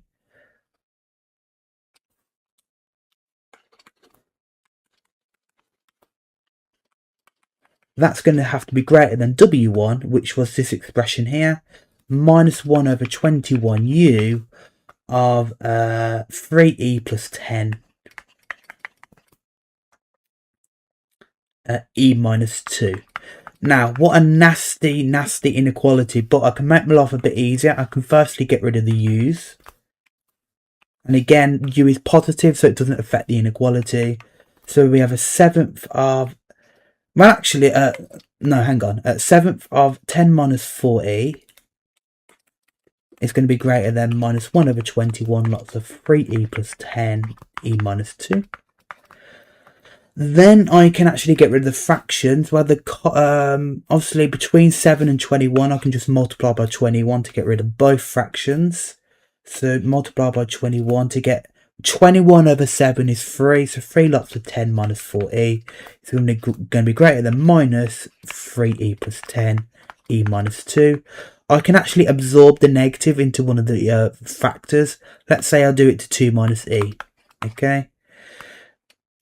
Then, hopefully you can see, we're just going to get a quadratic. So if we expand all these brackets, we're going to get 30 minus 12e has to be greater than minus, then if we expand this, we get 3e squared minus 6e plus 10e. Well, that will go to 4e, right? And then minus 20. Okay, hopefully happy with all this. Then we can get rid of the negative. So 30 minus 12e is going to be greater than minus 3e squared minus 4e plus 20. Then we can move everything to the left. So therefore we can say 3e squared.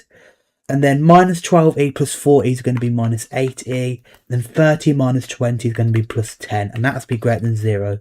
And so at that point we arrive at a quadratic inequality. Okay. And so we basically need to show that this inequality is true. Okay. You can do this two ways.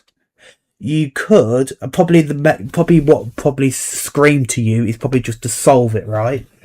So okay, if we solve the quadratic inequality, okay, so I'm going to do it. So I'm going to solve the quadratic inequality.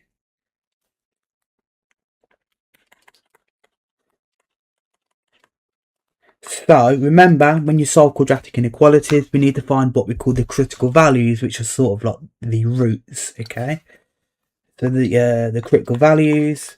So 3e squared minus 8e plus 10 is equal to 0. I'm not going to go into solving it. So if I just chuck that in the calculator very quickly,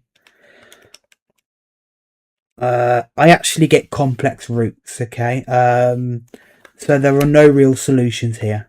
Okay, you can use the discriminant to check that.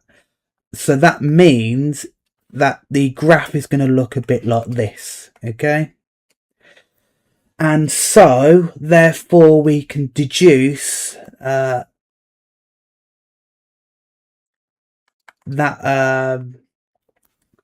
the inequality is true for all values of e.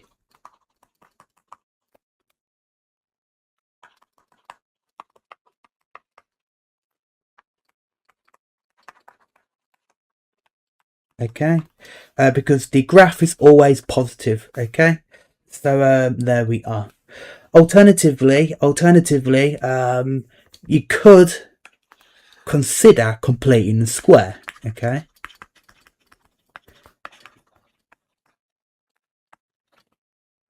and so if we were to complete the square on this, That would be 3 lots of e squared minus 8 over 3 plus 10 outside. Okay, so think back to GCSE, so completing the square, so that'd be 3 lots of e minus 8 over 6, which will go to 4 over 3 squared minus 16 over 9 plus 10.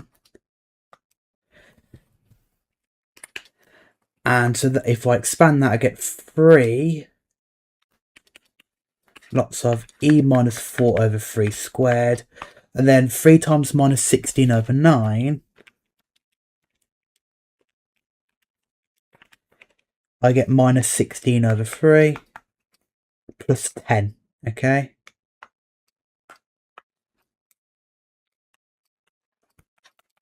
And so this simplifies finally to 3 lots of e minus 4 over 3 squared. Add 14 over 3. And actually you can see then that because this is a square number, that has to be greater than or equal to 0, and we're adding another positive number, overall has to be positive for all values of e. Okay.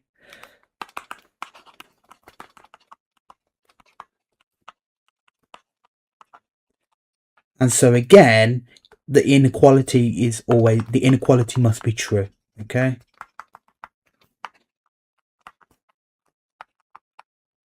So indeed, no matter what method you use, you should deduce that indeed this inequality has to hold, it has to be true. Okay, because no matter what value of e you plug in, even if you just consider any real value, obviously e has to be between 0 and 1, but actually you can stretch it to whatever value you like. No matter what value, that inequality must always be true, which means that actually the speed of a must be bigger than the speed of b, therefore they have to collide.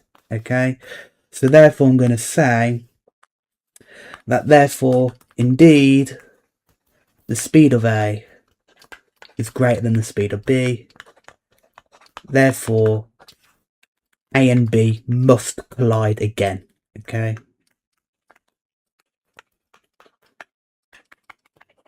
and there we are. Lastly, now we're going to be looking at collisions with walls. Okay, so when we have 2 balls that collide together, and then one of them will then go on to collide with a wall afterwards. Okay.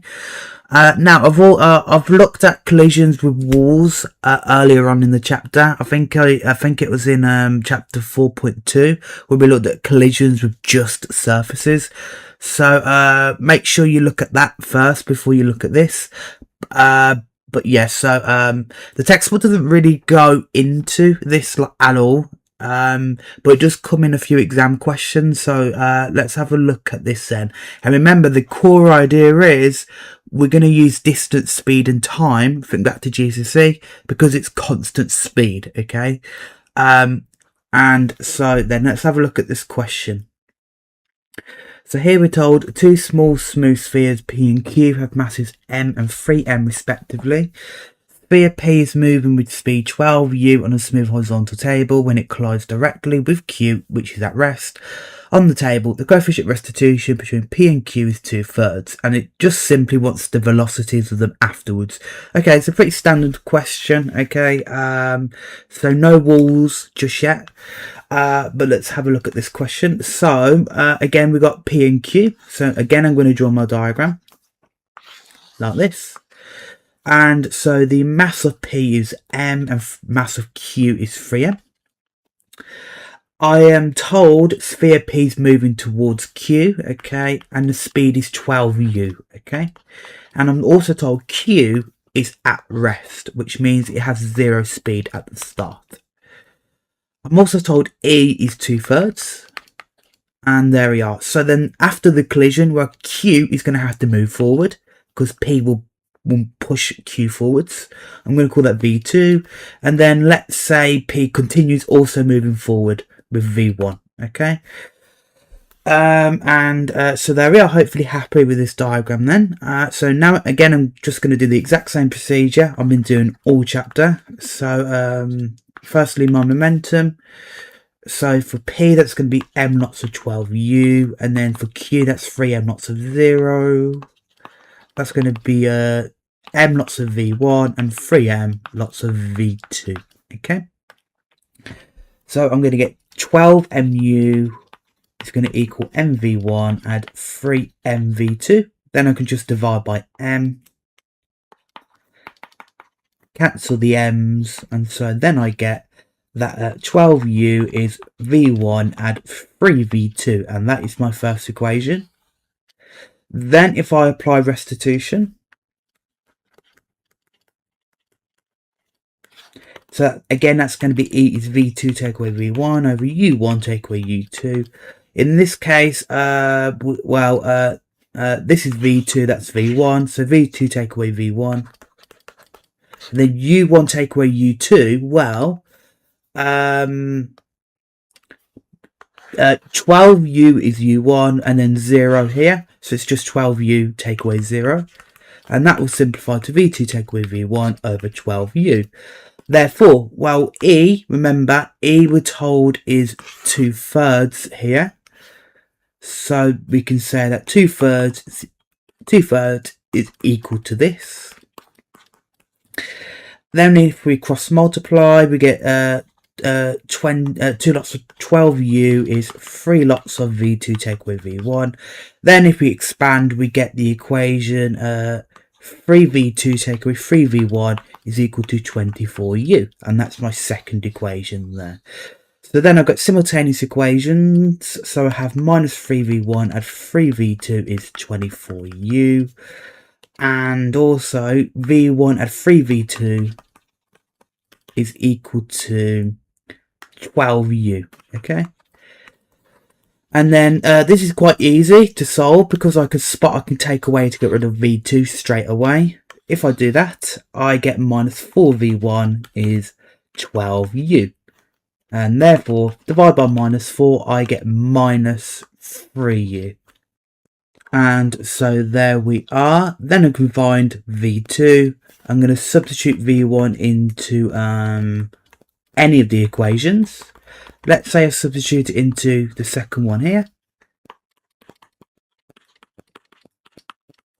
Okay.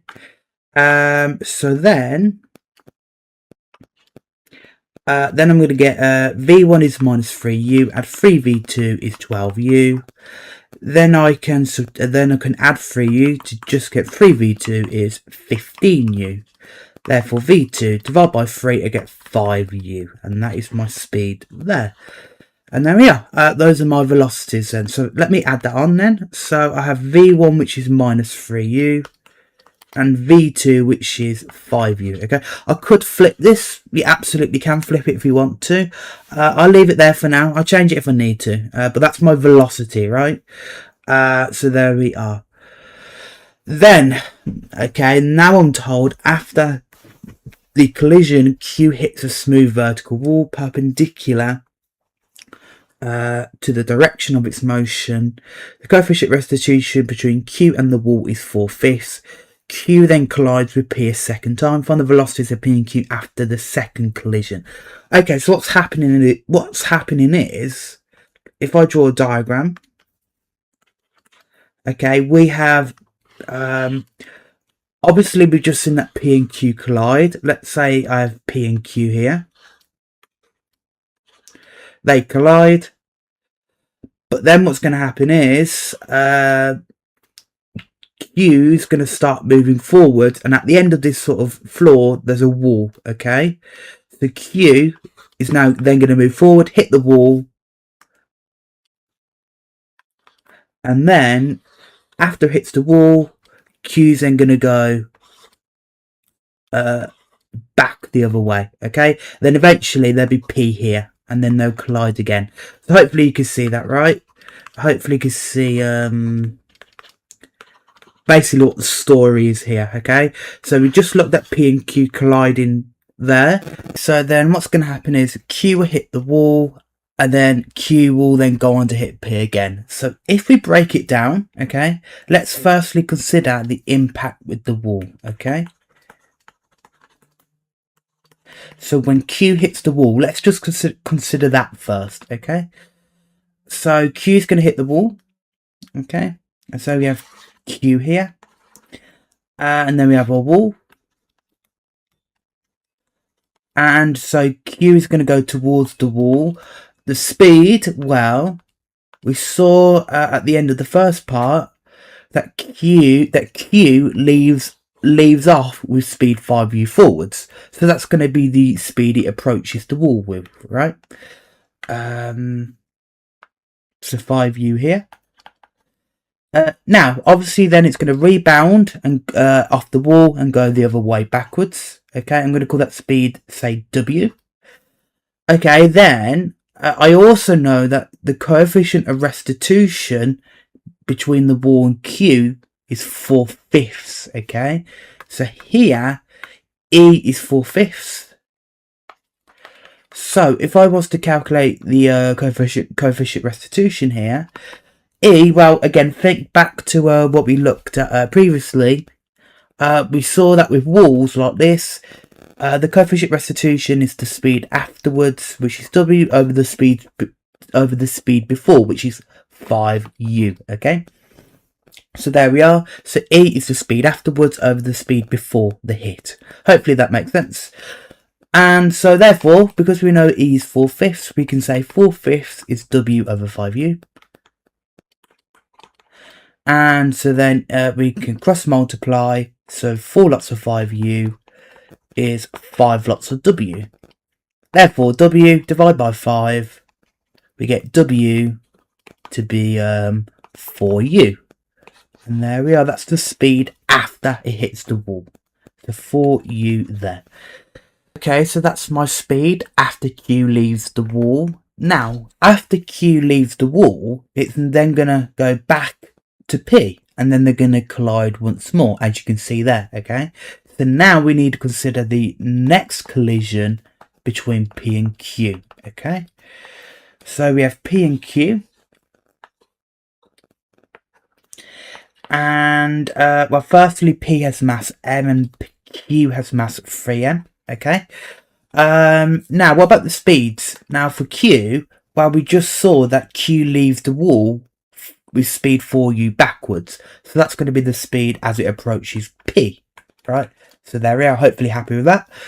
Then P, well, we saw after the first collision, we said P has velocity minus 3u forwards, but of course if we then switch that, it's actually going backwards with speed positive 3u. Okay, and so indeed it's moving backwards with speed 3u. So hopefully happy with that. So there we are. And actually, if you just look at this, you can see it makes sense that Q and P will hit again, because Q is moving faster than P, because 4u is bigger than 3u, right? So if Q is moving faster than P, it's going to catch up to P and then hit it again. Okay, so there we are. Okay, what about this? What about afterwards? Well, you would expect P to then be pushed further backwards. Okay, if they're all moving backwards, Q is going to push P. Q is going to push P further back. Okay, so there we are. I'm going to call that X1. And then let's say Q will then rebound back the other way, and let's say I'm going to call that X2. Okay, so those are my speeds. Hopefully happy with all. Hopefully happy with all of that. Then E. Now E is going to be the same. So remember with the first collision, E was 2/3. It's going to be 2/3 again. Okay. So here we are. There. And so at that point, I just do the exact same methods I've been doing so far. So momentum. So for P, it's going to be m lots of minus 3u, because that speed's going negative direction. And then 3m lots of minus 4u. Okay. That's going to equal m lots of minus x1 and 3m lots of x2. Okay. And so if we simplify this, we get minus 3mu minus 12mu is going to be minus mx1 add 3mx2. Then if we then divide by m, we get minus 3u minus 12u is minus x1 plus 3x2. And so then we get minus x1 add 3x2 is minus 15u. And so there we are. My first equation. Then if I do restitution, so that's going to be E, which again is V2 take away V1 over U1 take away U2. Well, in this case, x2 here, x1 here, so it's going to be x2 take away x1, but the x1 is in the negative direction, so it's minus x1 there. Then u1 take away u2. Well, actually, again, both u1 here and u2 here, they're both going to be negative as well because they're in the negative direction. So minus 3u minus of minus 4u, okay? So hopefully happy with that. And so if we simplify this, we get x2 plus x1 over minus 3u add 4u. Well, that just goes to positive u, okay? And you should know you've done it right because it should be a positive. It should look like a positive answer. If you got minus u here, you've gone wrong somewhere, okay? So hopefully happy with that. This is my answer for E. But of course, I know that E is 2/3. So 2/3 is going to be x2 plus x1 over u. And so therefore I can say that 2u is 3 lots of x2 add x1. And so then we get the equation 3x1 add 3x2 is 2u. And that is my second equation there. At that point, we just got simultaneous equations.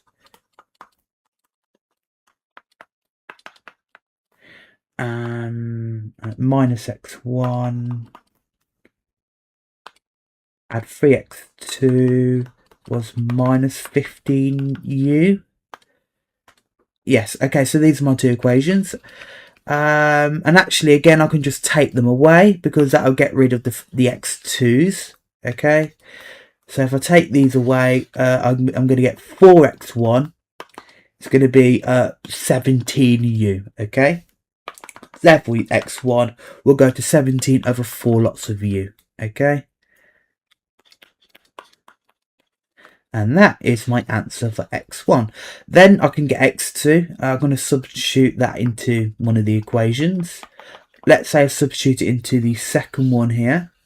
So minus x1 add 3x2 is minus 15u.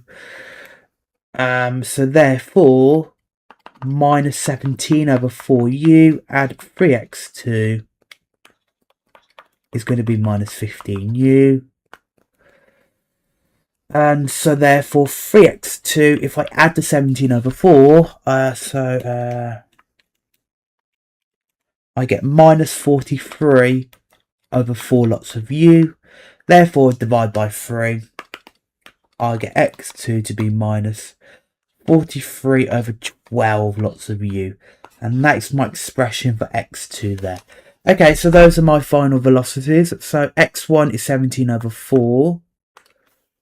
So there we are, 17 over 4u. And then x2 was minus 43 over 12u.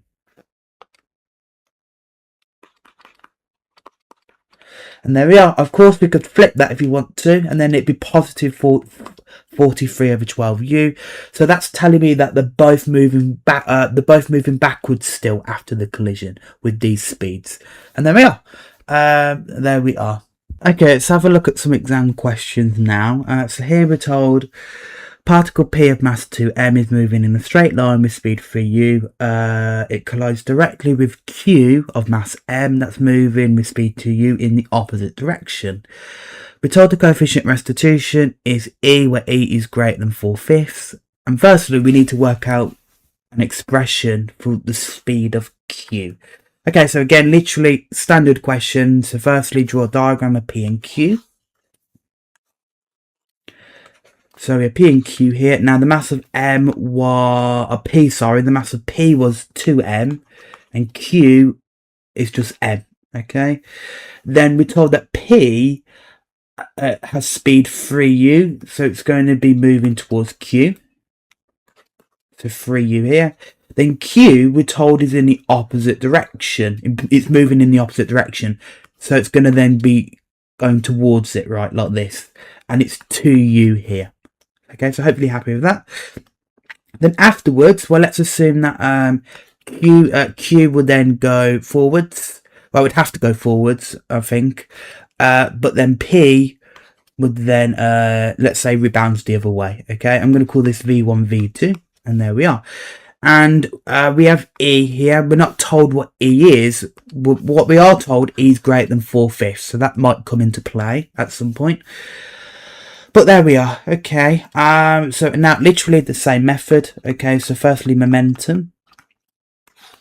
So we have 2m lots of 3u for P, and then m lots of minus 2u, because again it's negative direction, it's going backwards. That's going to be 2m lots of minus v1, add m lots of v2. Simplifying this, we get 6mu minus 2mu is minus 2mv1, add mv2. Then we divide the m's, get rid of them. And so we get 6u take away 2u is minus 2v1, add v2. And so then we end up with minus 2v1 add v2 to be 4u. And that's my first equation there. Then if we use restitution,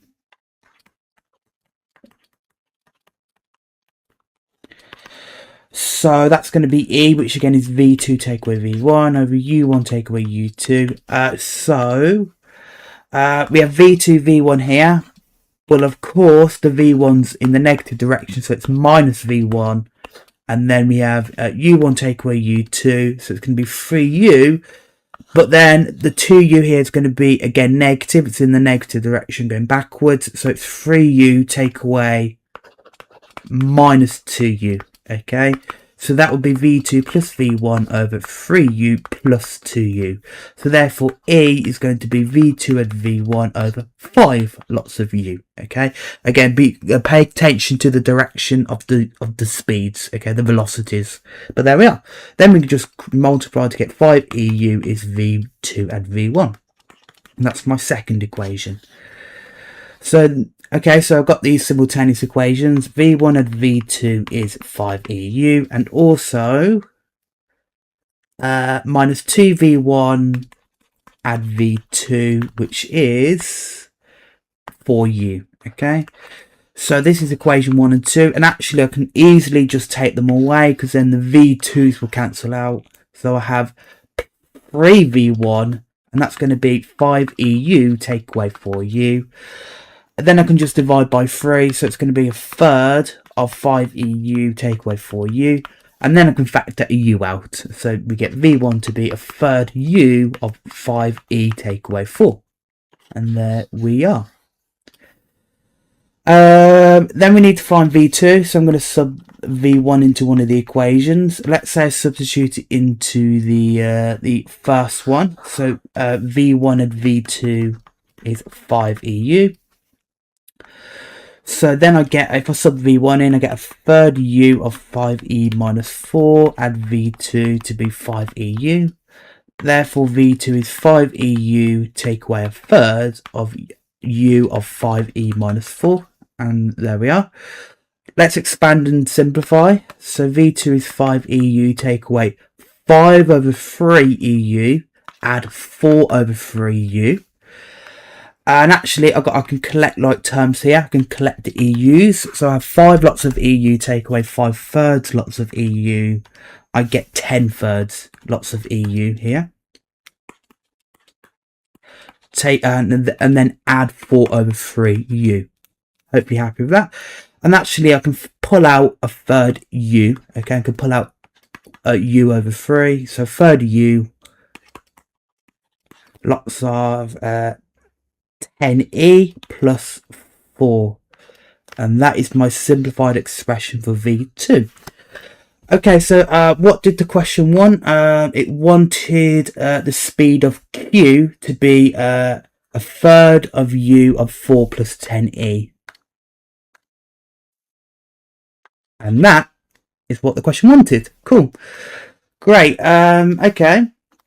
There we are. Then for part B, we're told after the collision, Q hits a smooth fixed vertical wall that's perpendicular to the direction of motion of Q. So basically, it hits a wall. Okay, basically, and here the coefficient restitution between the wall is F. So we need to find the set of values of F when there's a second collision between P and Q. Now, okay, so this is actually quite a standard exam question. I've seen it a good few times, pretty much asking the exact same thing here.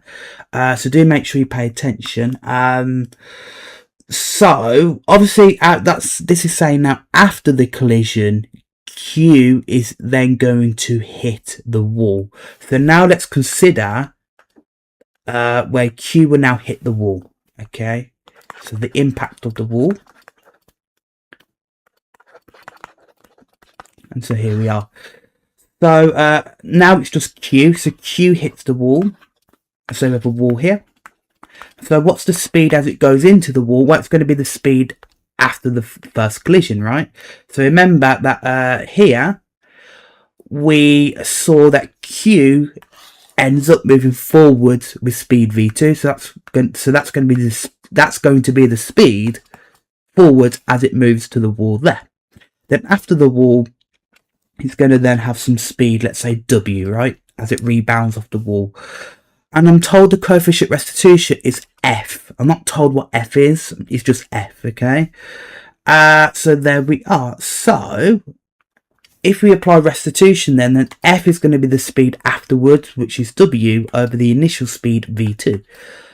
And so if we want W then, we can say that W is going to be F lots of V2. And actually we know we know the expression for V2, right? It's here. It's a third U of 10e plus 4. So we can say it's F lots of a third U of 10e plus 4.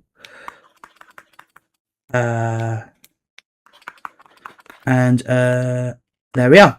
And so if I just expand that out, make it look a little bit neater, I get W to be a third FU, right? I wonder what the examiner's telling me there, but there we are. So that's my expression for W. Okay, not a nice looking one, but there we are. Now we considered the wall. What's going to then happen is, well, no, what it wants me to consider is after it hits the wall, when will there be another collision with P and Q? So to help me determine that, then we look at my speeds at the end. Okay, so this is after all collisions. Okay, so what's happening with P and Q? So, okay, so after these two collisions, okay, between P and Q and then the wall, well, at the end, the final speed for P is this V1 going backwards, right? So there we are.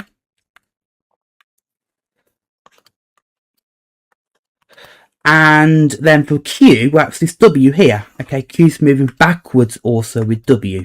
Okay, and there we are. Okay. There we are. And so I could then substitute my values in. I could say it's a third FU, lots of 10e plus 4 for W. And then for V1, I could substitute that expression in. And that's going to be a third U of 5e minus 4.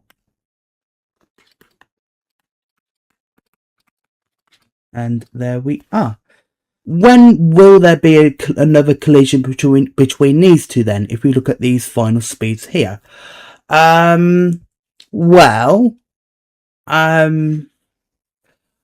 If we look at the speeds, obviously they're both going backwards. Now, we know for sure that Q has to be going backwards because it rebounded off the wall.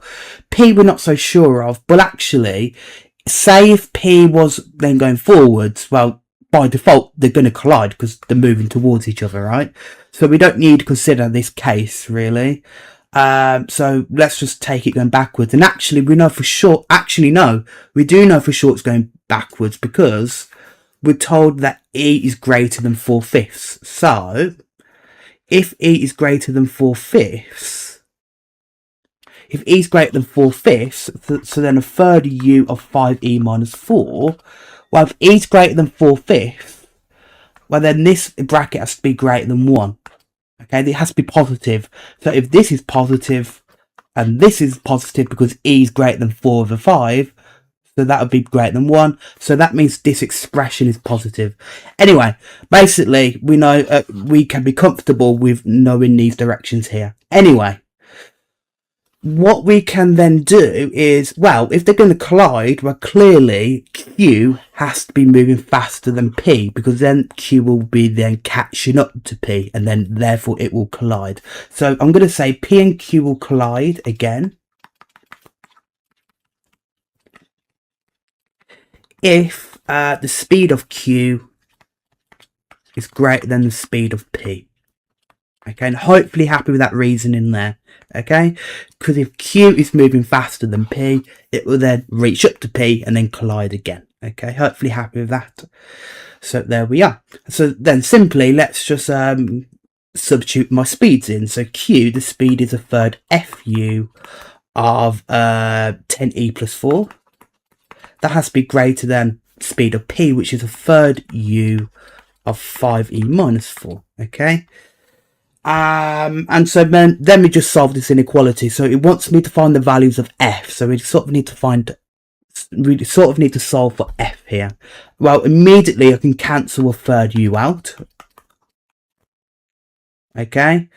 So then I get just F lots of 10e plus 4 is greater than 5e minus 4. And be rest assured, once again, that U is positive because U is a speed quantity. It mentions in the question U is a speed, and speed is always positive. Okay, so the inequality will stay where it is, no negatives. Okay, then well, actually, again, this is going to be a positive quantity as well because E is positive, so the whole bracket 10e plus 4 is positive, so we can then divide by that. So then we get F to be greater than 5e minus 4 over 10e plus 4. And I think that's about as good best as we can do. So that is the values of that is the values of F in terms of E there. Now we can be a bit more specific because we know that all restitutions must be between 0 and 1. So actually my final answer, we can make this a bit better. We can say that if F has to be bigger than 5e minus 4 over 10e plus 4. If F has to be bigger than this fraction, so that means F is going to be between the fraction and then 1. Okay, greater than or equal to 1. And that is my final range of values for F there. So hopefully that made sense there. Okay, so there we are. So what I did there was I considered my final speeds for the two particles, then I weighed up. And then I said that Q has to be moving faster than P. So the speed of Q has to be greater than the speed of P. Then I solved and then got what they wanted. Okay. Again, make sure it's quite a common exam question that is. So hopefully that made sense there. Okay. Then we've got this question here. So here we're told a sphere of mass 2 is moving at 35 meters per second. And it catches up and collides with a sphere mass 10 in the same direction at 20 speed. 5 seconds after the impact, the 10 kilogram sphere encounters a fixed barrier which reduces it to rest. Assuming the coefficient restitution between the spheres is 3/5, find the time that will elapse before the 2 kilogram sphere strikes the 10 kilogram one again. Okay, so it's a similar sort of problem to last time, but what you'll notice is now we are given time. Okay, we're told 5 seconds. It's asking us to find time elapsed. Okay, so it involves time. So here we're going to be needing distance, speed and time. Okay. we're going to be needing to use distance, speed, time at some point. Okay. Now, let's just break it down. So, firstly, it just mentions these two spheres colliding. Let's just stick to that then, right? So this is my collision between the two spheres. So I have one sphere of mass 2. I'm going to call that sphere A. And then another sphere of mass 10. I'm going to call that B. Okay. And so the sphere with mass 2, so A, we're told it has speed 35. So it's going to go with speed 35 towards B. Okay. As for B, we're told it's moving in the same direction with speed 20. Okay. So there we are. Hopefully happy with this so far. So we're just thinking about A and B colliding first, and those are my speeds. Then again, you can then presume B is going to then be pushed forward. I'm going to call that speed V2, and then let's say A moves backwards, speed V1. Okay. Then lastly, E. Well, we're told that E is 3/5. Okay. So there we are. So again, literally just the same method, just to find my final speeds here. So momentum firstly. So that's going to be 2 lots of 35, and then 10 lots of 20 is going to be 2 lots of minus V1, because again this is going in the negative direction. Add 10 lots of V2. Simplifying this, we get 70 add 200 equals minus 2V1 add 10V2. And so then we get minus 2V1 add 10V2 is going to be 270. Okay, that's my first equation. Then restitution. So that's E, which again, V2 take away V1 over U1 take away U2. Well, here we have, obviously we have V2 and V1. But V1 again is in the negative direction, so it's minus V1. And then as for U1 take away U2, well, it's going to be 35 take away 20. Okay. So simplifying this, we get V2 add V1 over 15. And because E is 3/5,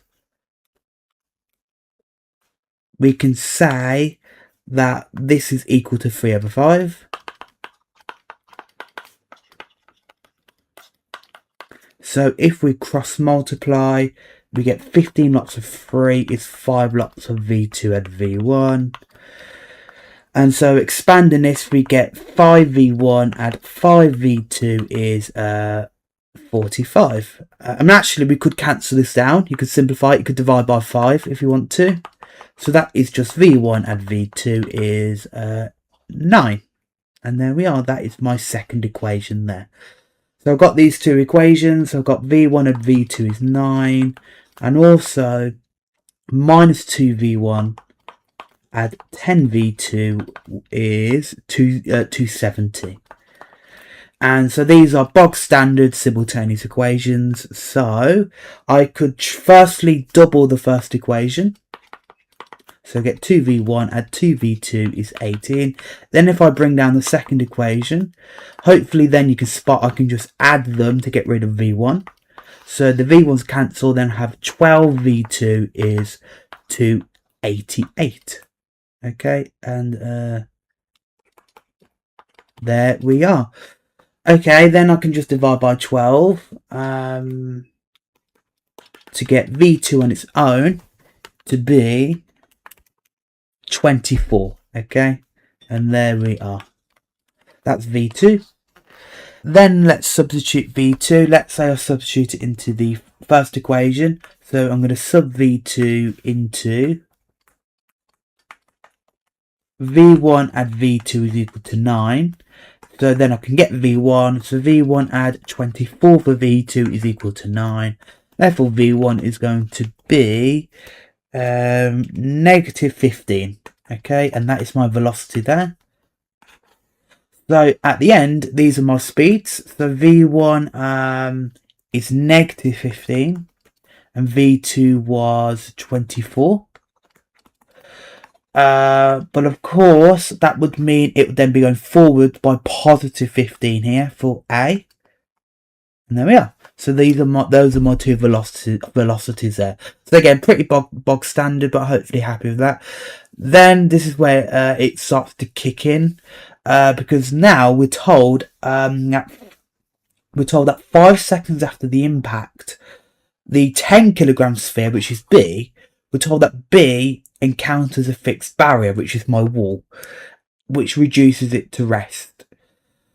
And so we need to find the time that will elapse before the 2 kilogram sphere strikes the 10 kilogram sphere again.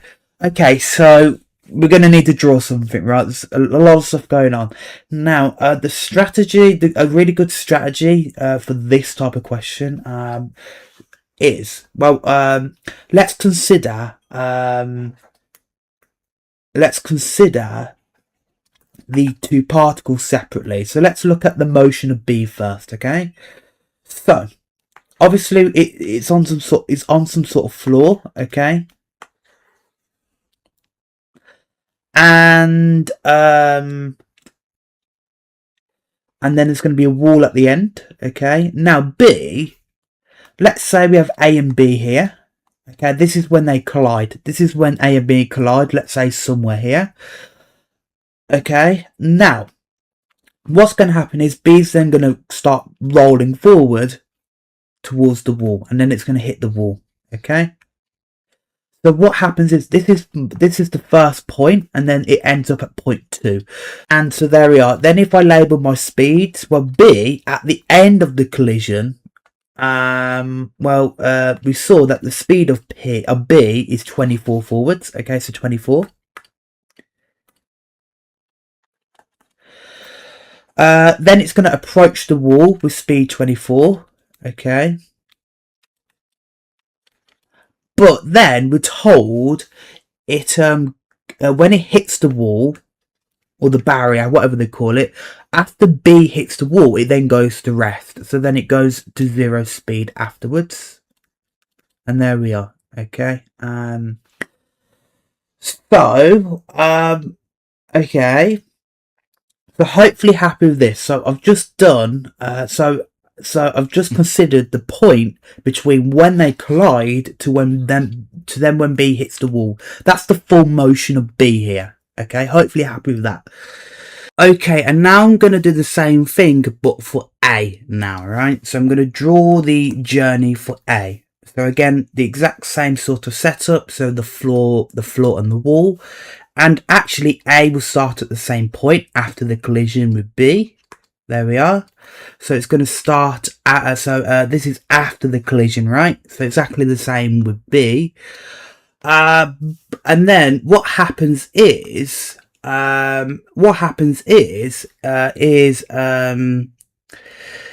eventually the two spheres will collide again. There will be another collision between A and B.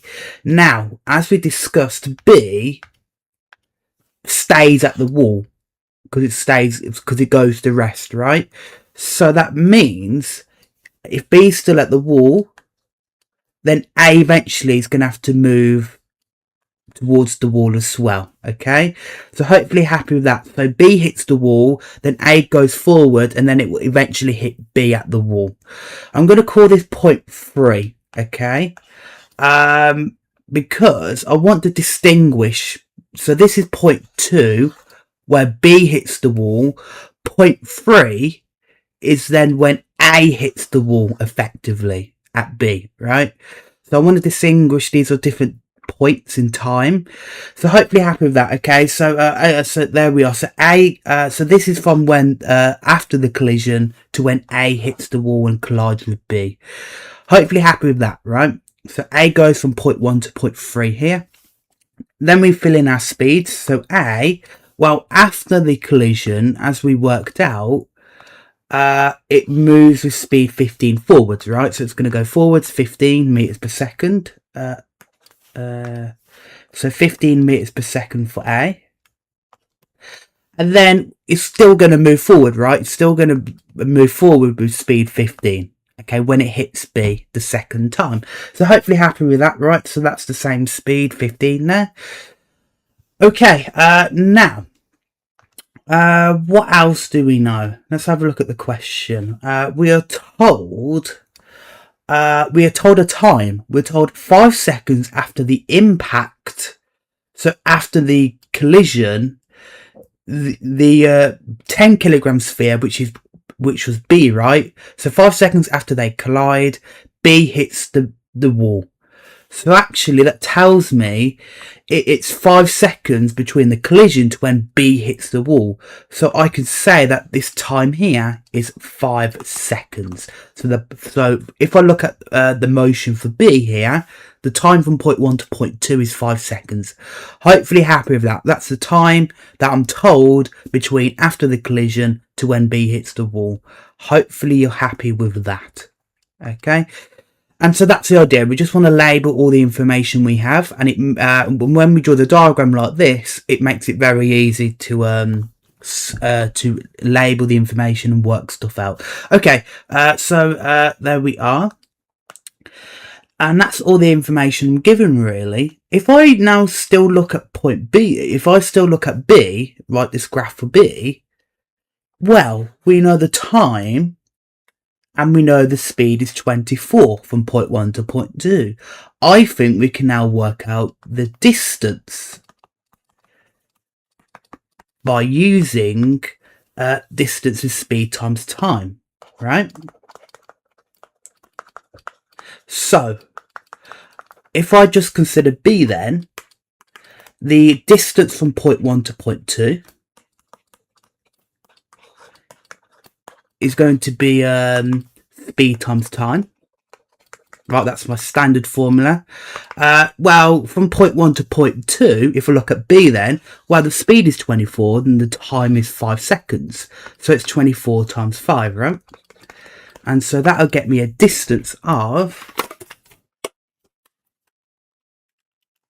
120 there. Okay, so there we are. So the distance is 120 there.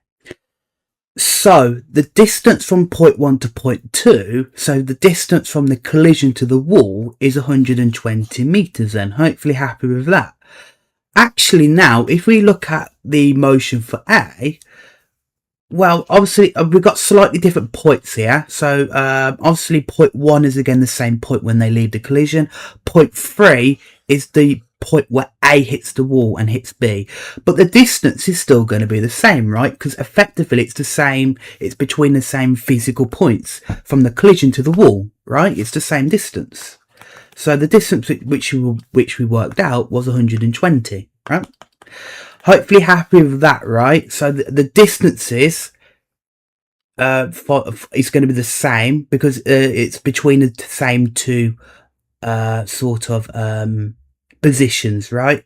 It's from the same, the two positions are the same from the collision to the wall, so the distance is going to be the same in both parts. Okay, hopefully happy with that.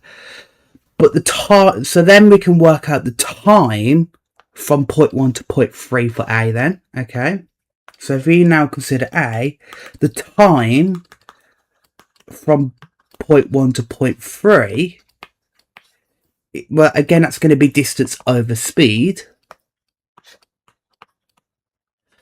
And the distance which we worked out was 120. And for A, the speed for A is 15, right? It travels with speed 15. So we can work out the time A goes from point 1 to point 3. And that's 8 seconds, okay? And there we are. So let's have a look at what we actually worked out. So the time from point 1 to point 2 is 5 seconds. The time from point 1 to point 3 is 8 seconds. Okay. And so there we are. Now, the question was asking for the time that will elapse before sphere A will hit sphere B again. Okay. So it wants the time specifically between when B hits the wall to when they collide again. Or in other words, from when B hits the wall to then when A hits the wall as well. Well, actually, that's going to be the time between point 2, where B hits the wall, and then point 3, when they collide again. So the question is effectively asking for the time that's elapsed between point 2 to point 3. So the point between when B hits the wall to when the two collide again. Hopefully happy with that. So therefore, we want the time between point 2 to point 3. Because that's the time between when B and A hit the wall, effectively, right? Well, actually, now we can just consider our answers, okay? So we know that from point 1 to point 3, right? Point 1 to point 3, the time is 8 seconds. But we also know the time from point 1 to point 2 is 5 seconds. Therefore, the time from point 2 to point 3 is going to be 8 take away 5, right? And that would be 3 seconds there. And that is my final answer there. And so that's generally the strategy you want to do with these sort of questions then, right? So you want to draw the motions of each particle separately like this. That will then allow you to easily place where the times and distances are for each part of the journey, okay? And then you can easily work stuff out, right, using distance, speed, time formula. And so it makes it very simple once you draw a diagram like this to work stuff out. But there we are. And so again, part A, pretty standard. They want me to find this expression for the speed here, okay?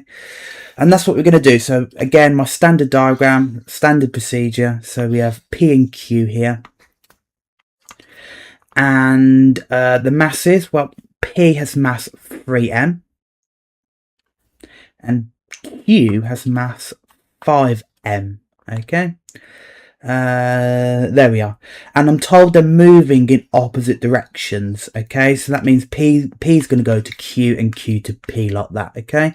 And the speeds, the speed of P is 2u and the speed of Q is u, okay? You can see that here.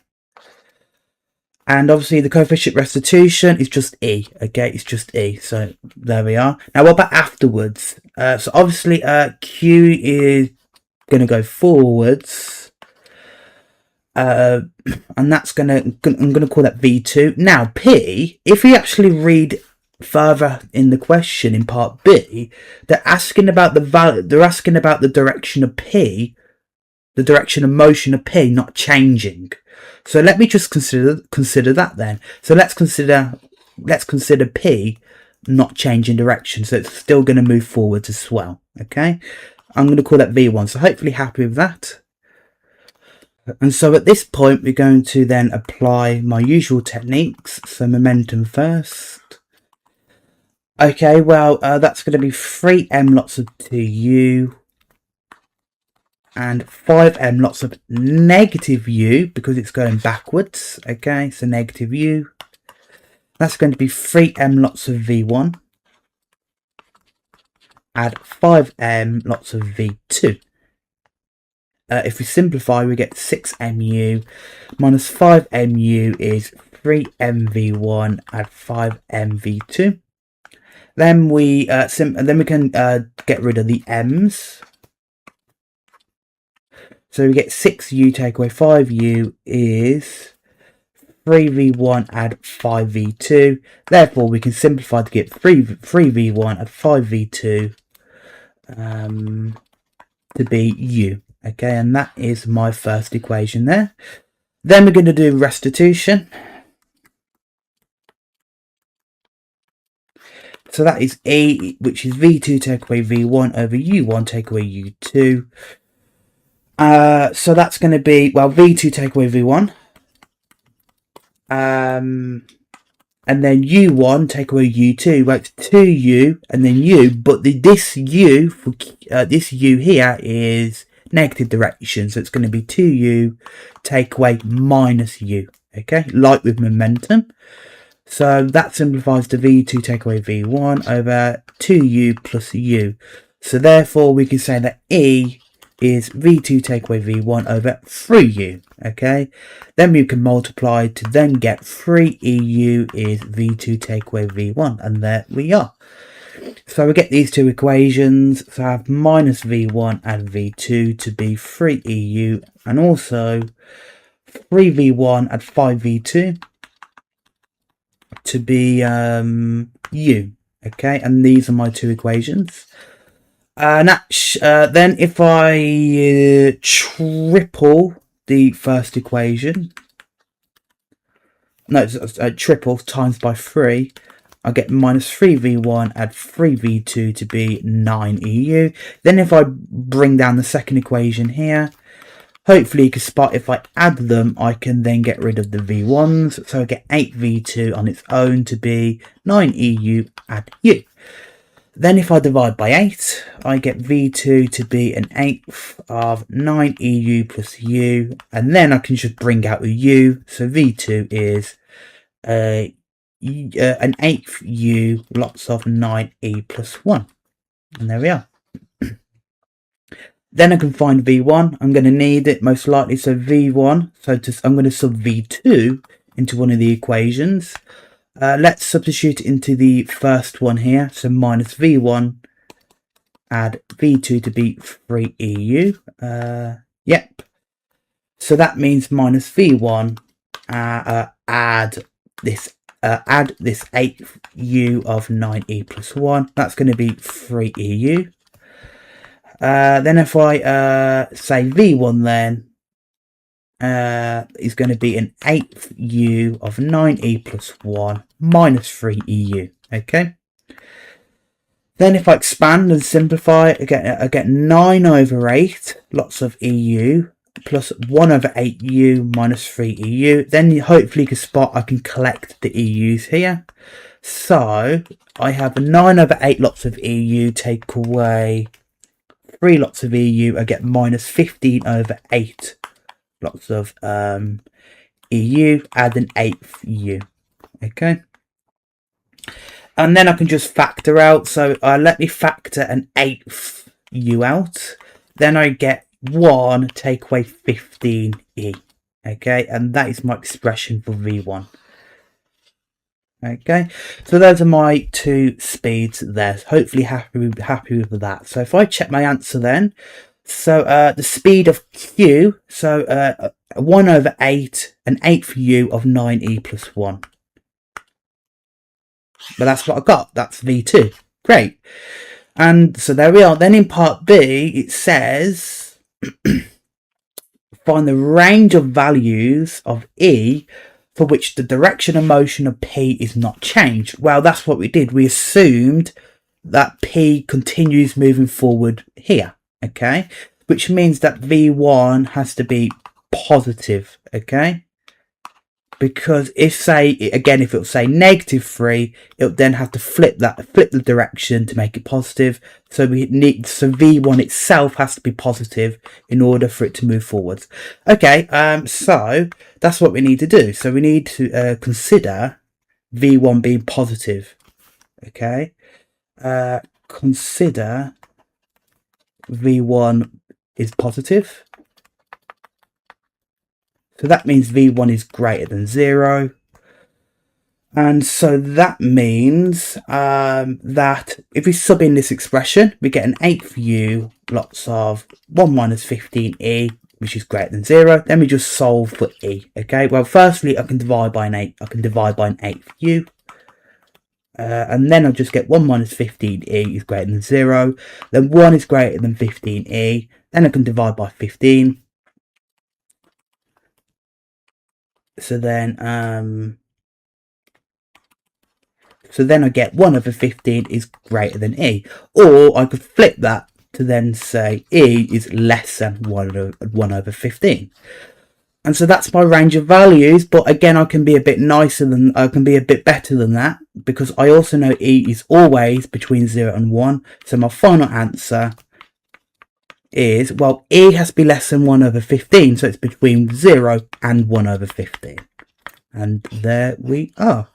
But make sure you do include the full range of values. Okay, always have in the back of your mind that e is between 0 and 1. Make sure you can make your inequality as good as possible. Okay, so there we are. Okay, then in part C, now this is where the wall comes in. So now we're told that P and Q collide at a distance D from a wall. Okay, and that's perpendicular to the motion. After the collision, particle Q collides with the wall and it rebounds, so that there's a second collision between P and Q. The second collision takes place at distance x from the wall. And we also know that now E is 1 over 18. Okay, we actually have an actual value for E here, so we're going to probably need to deal with that. And also that the restitution between the wall is a third. Okay, now the first thing I'm going to do is I'm just going to sub in is E is 1 over 18. Okay, that might help me. Okay, so I'm going to sub in E is 1 over 18 into my two speeds. Okay, so therefore V1 we can simplify. So V1 is 1 over 8u lots of 1 minus 15e. And so if we sub in E is 1 over 18, this simplifies to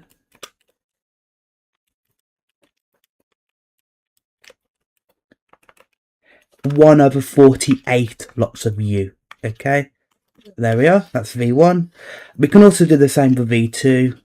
So V2, remember, was an 8th u of, was it 9e plus 1? Let me check that. Yes, an 8th u, 9e plus 1. Okay, so I'm going to make that even simpler as well. So it's going to be 8th u of 9 lots of 1 over 18 plus 1. And so if I simplify that,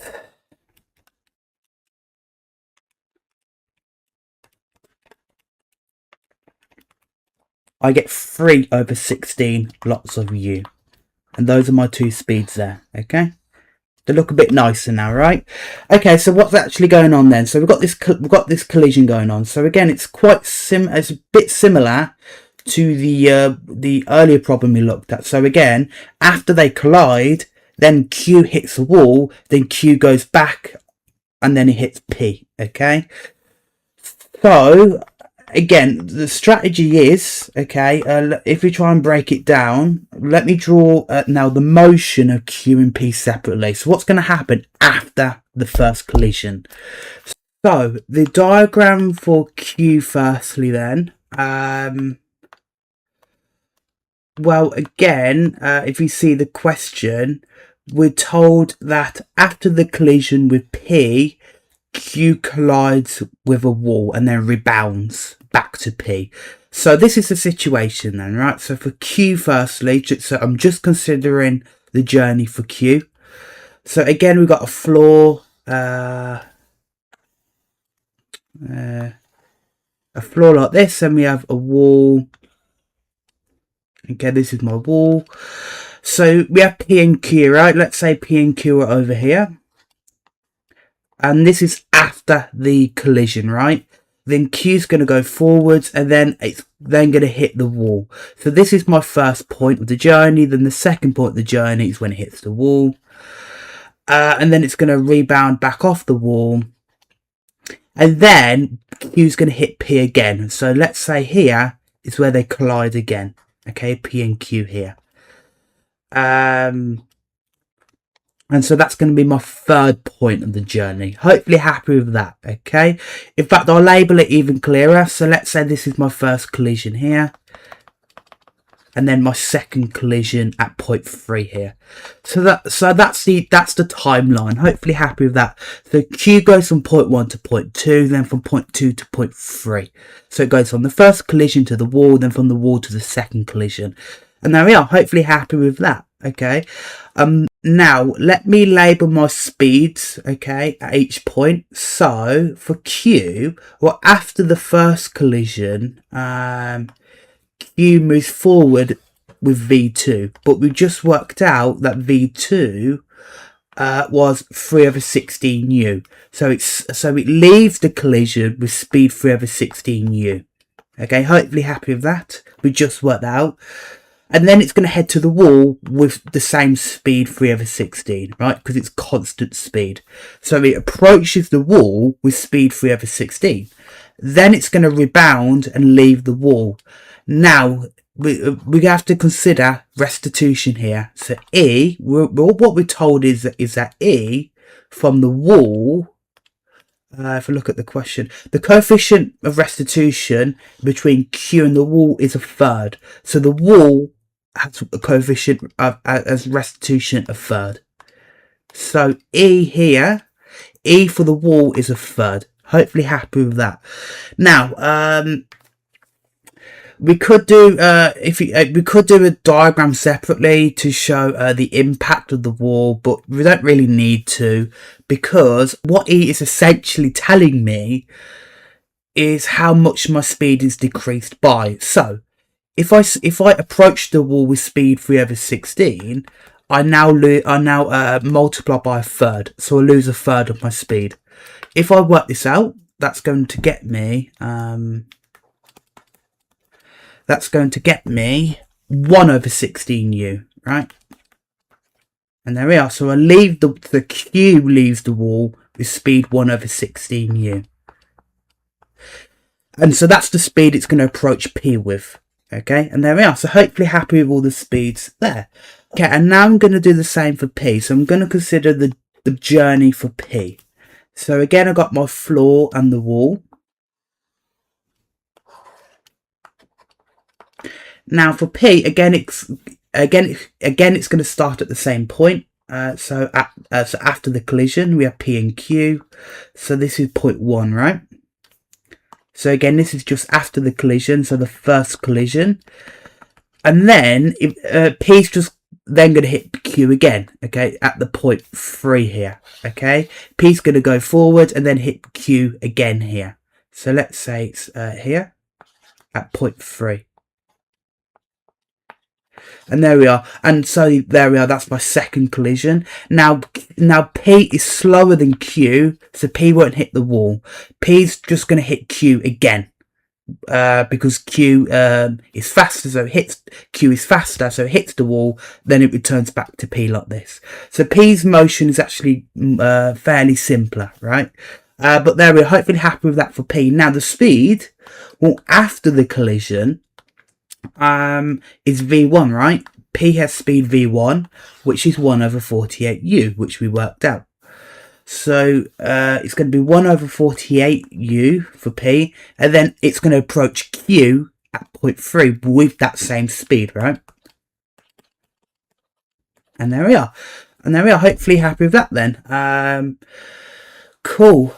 So now we're going to look at the question. What other information does the question tell me? We're told when they collide, they're a distance d from the wall. So that means after the collision, they're d meters from the wall. So if I look at my diagram, so from point 1 to the wall, this whole distance is going to be d. Okay, from point 1 to point 2 here. And there we are. So hopefully happy with that.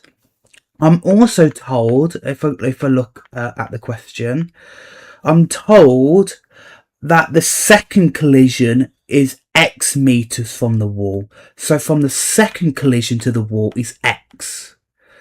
So if I add that onto my diagram, if I add this to my diagram, this is going to be x then, right? Because point 3 is the second collision and then point 2 is the wall. So the distance from the second collision to the wall is x. Hopefully happy with that then, right? Hopefully happy with that. Now we're just going to work stuff out, and it should be fairly simple, okay? There'll be a bit of algebra, but the idea should be simple from here on out. We can actually now also work out an expression from point 1 to point 3. The distance, right? If the whole distance is d, and then we have x here, Well, actually, hopefully you can see that this is d take away x, okay, from a distance. Again, that's why it's really helpful to draw a diagram like this, because you can easily spot the information there, okay.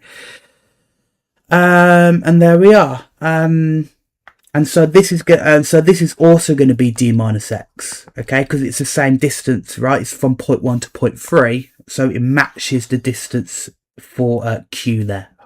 And that's everything, right? So we're going to work stuff out now. So, okay. We have my distances and have my speeds. So the only thing I can work out is time, right? So firstly, if I consider q, well, actually, firstly, we can work out the time from point 1 to point 2 for q.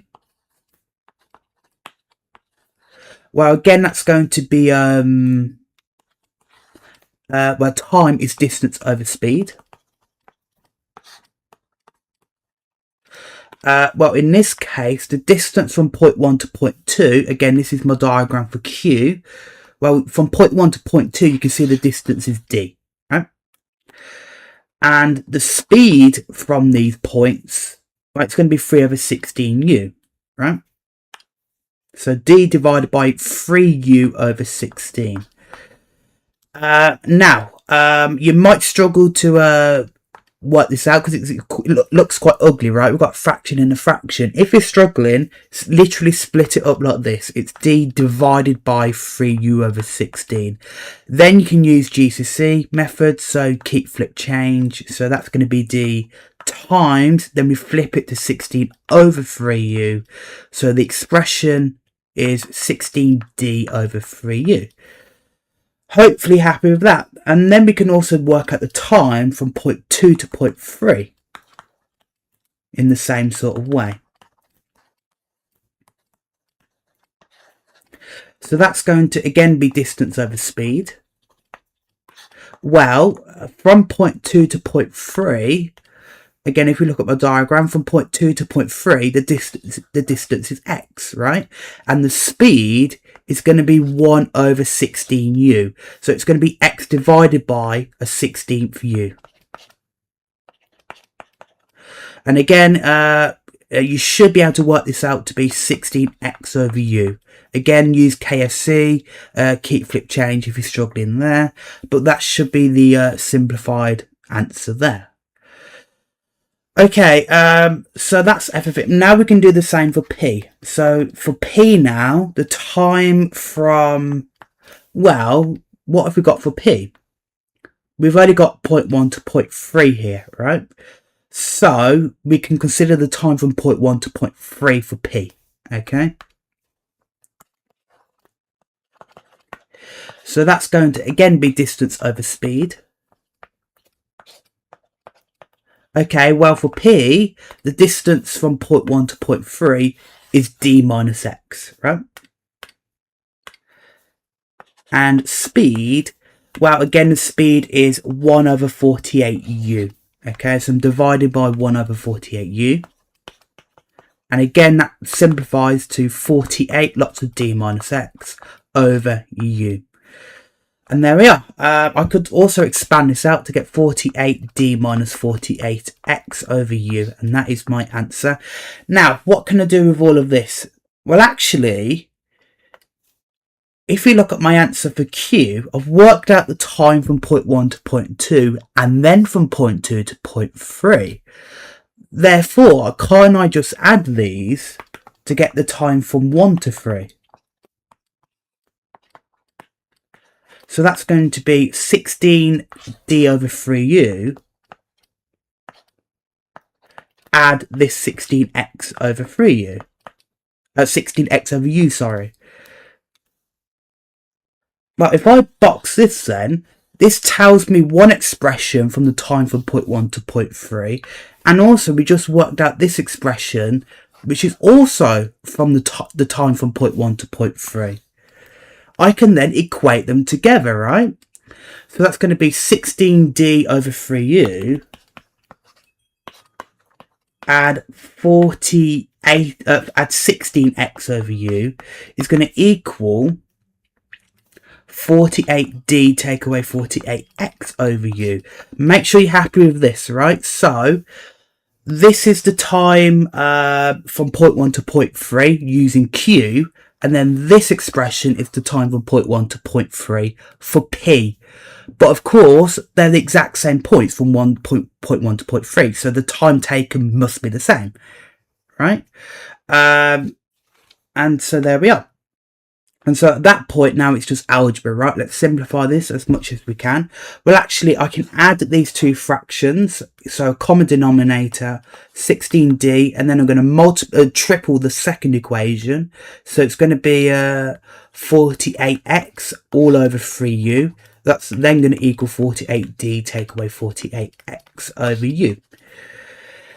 And then I can cross multiply. So again, cross multiplying like this. And so therefore I get 3u lots of 48d take away 48x is going to equal u lots of 16d add 48x. And actually I can cancel the u's at this point. So I'm just left with 3 lots of, I'm going to expand this out actually. 3 times 48 is 144. D take away 144x is going to equal 16d add 48x. Then I can add the x, the 144x to both sides. So I'm left with 144d is 16d add 48 add 144 is 192. Okay. And there we are. And actually I can then take away 16d to both sides. So therefore I'm left with 128d is 192x. Therefore x on its own is going to be 128 over 192 lots of d. And so my final answer, if I simplify that fraction, I get 2/3 d. And that is my expression for x in terms of d there. Okay, so again, there's a bit of algebra there at the end, but hopefully happy with the main idea. Okay, so again, my advice is to draw a diagram for the two particles separately. Okay, their journeys, their motion. And then you can label all your information, label your speeds, label your distances, and then you can work out anything else using speed, distance, time, and there we are. Okay.